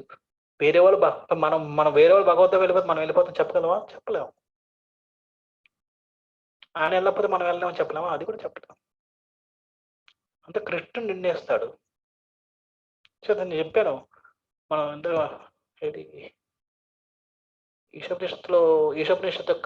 ఈశోపనిషత్తులోనే ఉపద్ఘాతం చెప్పాను, 1+1 = 1, 1 - 1 = 1. అక్కడ లెక్కలు, ఆధ్యాత్మిక జగత్తు యొక్క లెక్కలే వేరు. లెక్కల్లాగా మనం లెక్కేసుకుంటే పనిచేయదు. అంటే ఇక్కడ మనం కంపేర్ చేసుకుని ఆయనకే సాధ్యం అవ్వలేదు, నాకేం సాధ్యం అవుద్ది? సాధ్యం అవ్వక్కర్లేదు, ప్రయత్నించి ఫెయిల్ అవ్వు, అదే సాధ్యం, అదే విజయం. నేను సక్సెస్ అవ్వమని అక్కడ చెప్పలేదు భగవంతుడు. స్వల్పమప్యస్తర్మశత్రాయతో మహాతో భయాలు. చిన్న ప్రయత్నం చేసినా సరే అదే రక్షిస్తుంది. ప్రయత్నం చేయని చెప్పారు, అంతేకాని సాధించమని చెప్పలేదు అక్కడ భగవంతుడు. మనం సాధించడానికి వెళ్ళాల్సిన అవసరం లేదు, ప్రయత్నించి ఫెయిల్ అయిపోదాం, అదే విజయవంతం.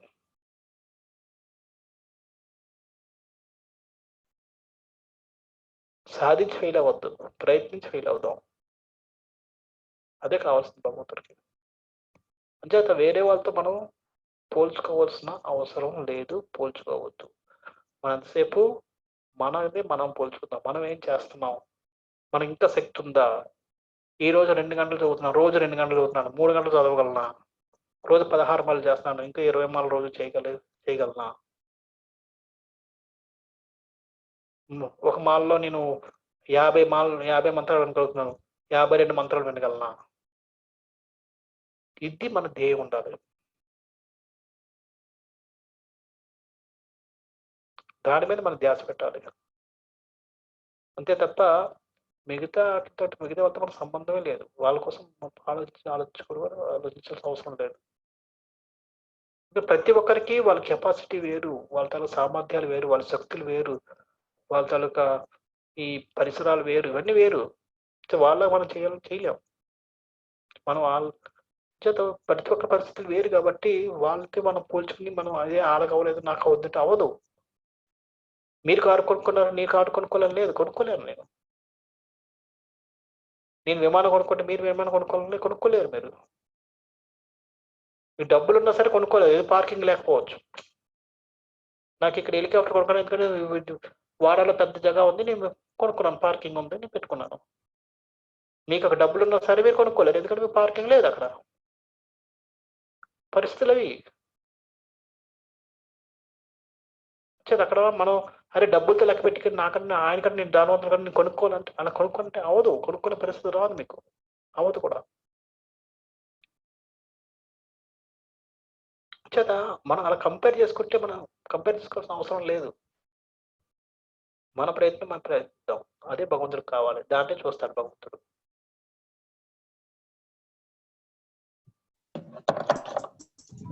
హరే కృష్ణ. అర్థమైంది ప్రభు? ఇంకా లేదు, ఏదో ఉంది డౌట్, చెప్పండి.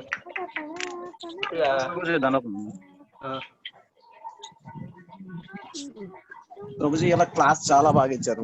అన్ని అంటే క్వశ్చన్ ఆన్సర్ రెండు ఇచ్చారు, చాలా బాగుంది క్లాస్. ప్రభుజీ ఇప్పుడు అంటే కర్మని అంటే కృష్ణుడు వదలొద్దు అంటున్నారు. కర్మని వదలకుండా మనం డ్యూటీ చేస్తున్నాం, ఆ డ్యూటీలో భౌతికంగా మనం అంటే దాంట్లో దిగజారిపోతున్నాం.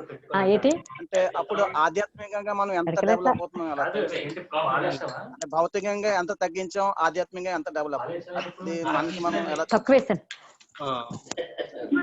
గుండె మీద ఒకటి ఎత్తాను. ఇప్పుడు మనం భౌతికంగా మనకి భగవంతుడు ఏం చెప్పాడంటే నా మీద ఒక స్మరణ ఒకటి పని చేయదు, మన కార్యాలు కూడా చేయాలి. ఎందుకంటే రెండు మనం జీవించాలి కదా, ఇక్కడ జీవిస్తేనే కదా మనం ఏదైనా మనం భక్తి చేయగలుగుతాం. అంటే జీవించడానికి ఎంత అవసరం అంతే మనం చేయాలి.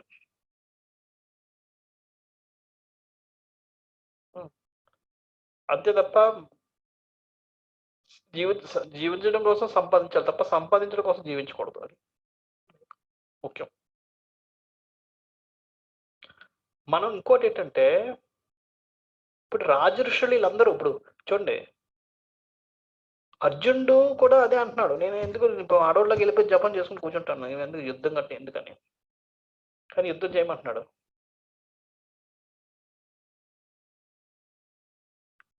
యుద్ధం చేయకపోయినా బతకాలంటే బతకలేడు. అర్జునుడికి అదే చెప్తాడు. ఒక ఉదాహరణ వస్తుంది ఒక చోట. సార్ అర్జునుడు ఇలాగే అన్ని రాజ్యం కూడా వదిలేశాడట. వదిలేస్తే ఎందుకని ఇంకా అదే యుద్ధంకి వెళ్లకుండా రాజ్యం వదులుకొని అడవులకు వెళ్ళిపోయారు. అడవులు వెళ్ళిపోయినా కూడా కొన్ని తినాలంటే మరి ఏం చేయాలి, భిక్ష ఎత్తుకోవాలి. భిక్షాటనకి వచ్చాడు. వచ్చేటప్పటికి భిక్ష ఫస్ట్ ఇంటికి వెళ్ళాడు. వెళ్తే ఎవరు ఏమనలేదు, అట్టే సమాధానం రాలేదు, ఏమనలేదు. అమ్మ భిక్షాందేహి అన్నాడు. ఎవరు కదలలేదు. 5 నిమిషాలు నిలబడ్డాడు. లోపలికి వెళ్ళి ఎవరు ఉన్నారా లేదా అని చూద్దాం అనుకున్నాడు, కానీ లోపలికి వెళ్ళడానికి లేదు, ఎందుకంటే భిక్షగాడు వచ్చేసాడు.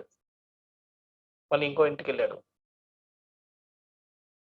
వెళ్తే వాళ్ళు కూడా ఎవరు ఏమి రిప్లై ఇవ్వలేదు. అడుగుతాడు, అమ్మా భిక్షాందేహి అన్నాడు. ఈ మధ్య సమ్మర్ లాగా ఎండ దంచి కుట్టేస్తుంది. లేదు బాబు లేదు, ఈరోజు కొద్దిగా బయటికి వెళ్ళండి, ఎవరు లేరు, ఇంట్లో ఏం సరుకులు లేవు, రేపు వెళ్ళిపోమ్మా అన్నారు. వెళ్ళిపోయాడు. 3 ఇంటికి వెళ్ళాడు. ఇంటికి వెళ్ళగానే 3వాడు అన్నాడు, బయటకు వచ్చారు పట్టుకొని, చాలా సంతోషపడిపోయాడు, ఆనందం పడ్డాడు. అరే పోన్లే ఈరోజు భిక్ష దొరుకుతుందని. దగ్గరికి రాగానే అన్నాడు, దున్నపోతులా ఉన్నావు, ఇంత గట్టిగా కండలు గిండలు ఉన్నాయి, కష్టపడి పని చేయకుండా ముష్టి ఎత్తుకుంటున్నా, సిగ్గు లేదు అన్నాడు. అంతే. అర్జున్ కోపం ఏ అని చెప్పి వెంటనే వెళ్ళి కొట్టి 4 కొట్టాడు. చంపేస్తానని చెప్పి కత్తి తీశాడు. అట్లా కృష్ణుడు వచ్చి పట్టుకున్నాడు. అర్జున ఏం చేస్తున్నావు అంటే కృష్ణుడు ఇదంతా మాయ చూపించాడు ఆయనకి. అంచేత క్షత్రియుడిగా ఆయనకి ఆయన పౌరుషం ఉంది కాబట్టి ఆయనకి ఎవరైనా మాట ఉంటే అదే ఆయన చంపిస్తుంటే అక్కడ పాపం మా చేసి ఉండేవాడు. అక్కడ ఆయన దేనికి రాజ్యాన్ని దేనికి వదులుకున్నాడు, అంత మంచిగా ఉండాలని. కానీ అక్కడికి వెళ్ళి హత్యలు చేయడానికి తయారైపోయాడు.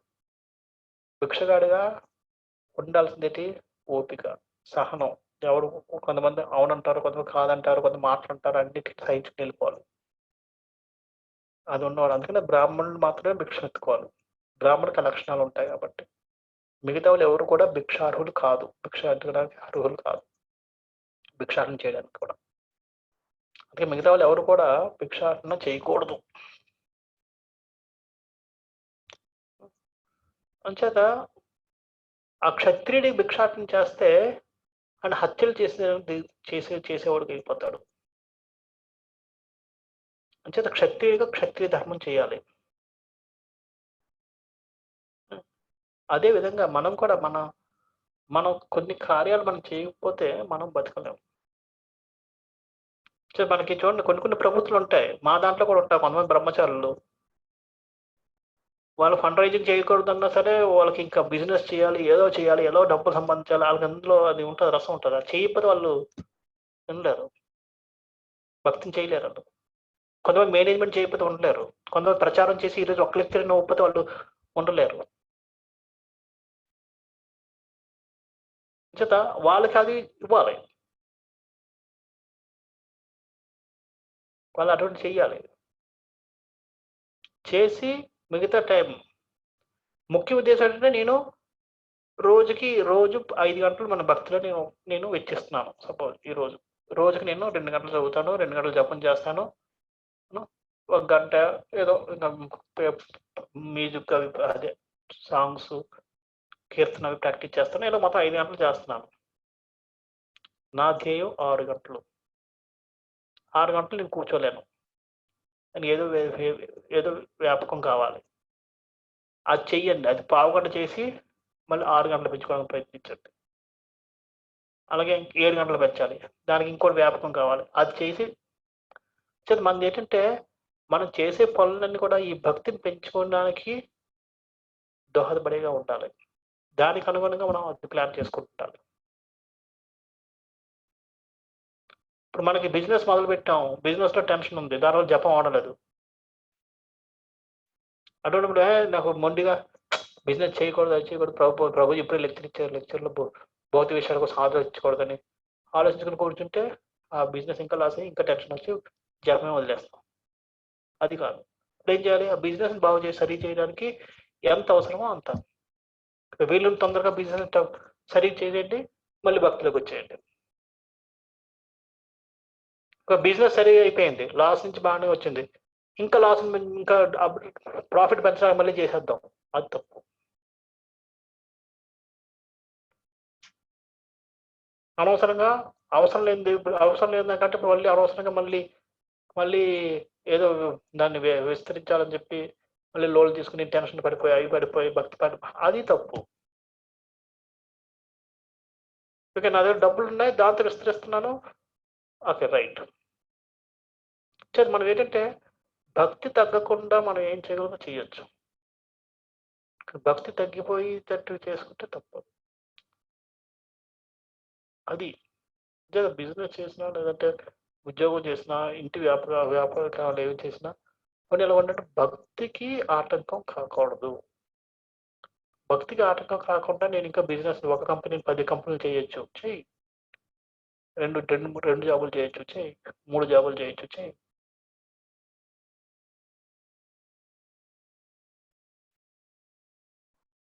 కానీ భక్తి అనేది తగ్గకూడదు.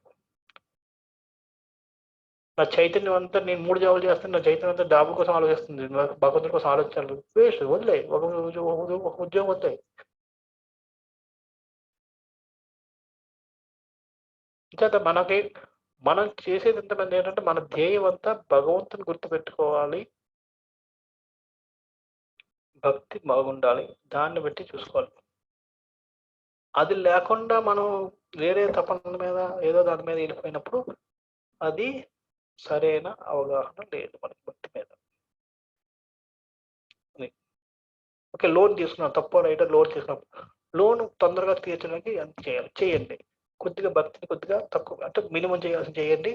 లోన్ తీసేసుకోండి, ఓకే, ఫ్రీ, భక్తిని పెంచండి.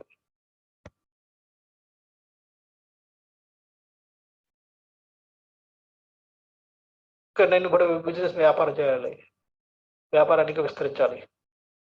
ఓకే, మళ్ళీ డబ్బులు 4 సంవత్సరాలు నెమ్మది సంపాదించుకోండి, భక్తిని తక్కువ చేసుకోకుండా. ఆ డబ్బులతో విస్తరించండి. అంతేకాని మళ్ళీ లోన్లు తీసుకుని టెన్షన్ పడిపోయి మళ్ళీ అది చేసుకుంటే అది తప్పు.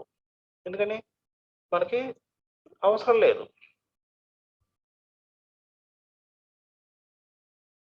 సరే, మనం వ్యాపకాలను కూడా మనం భక్తిపరంగా ఆలోచించాలి ప్రతిదీ. అలా చేయగలిగినప్పుడు అది సరైన అవగాహన ఉంటుంది. మనం చూడండి, బెస్ట్ ఏంటంటే హరిదాస్ ఠాకూర్. మనం అది చేయగలవా? రోజు 192 మాలలు, పడుకోవడం లేదు, తిండి లేదు. సంవత్సరం రోజు చేస్తేనే దానికి 192 మంది ఆలోచించుకొని మన నిద్ర రాదు. జపం చేసేది అది అవ్వదు. అది లేనప్పుడు కొంత పనులు, ఓకే, కొద్ది చేద్దాం, ఎన్ని చేయగలం, ఎన్ని చేస్తాం, ఏం చేయాలి, అది బ్యాలెన్సింగ్ చేసుకోవాలి. మనం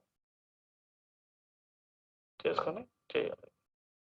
కానీ ధ్యేయం ఏమి ఉండాలి? మనం వీళ్ళంతకు భక్తిని బాగా చేయాలి, భక్తిని పెంచుకుంటూ పోవాలి. దానికి ఏం అవసరం అయితే అవి చేస్తుంటారు. మిగతా పనులన్నీ దీన్ని బట్టి మిగతా పనులు మార్చుకోవాలి. అంటే మిగతా పనులను బట్టి మన జపాన్ని, మన భక్తిని మార్చుకుంటే అది సరైన అవగాహన లేనట్టు భక్తి మీద.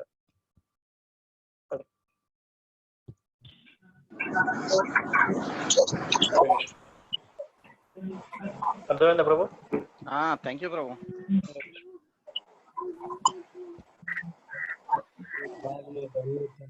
ఓకే, 4 అయిపోతుంది. ఈరోజు చాలా లేట్ అయిపోయింది. శ్రీమద్ భగవద్గీత की जय, श्री प्रभुपाद की जय, निताय गौर प्रेमानंद जी, हरि हरि बोल।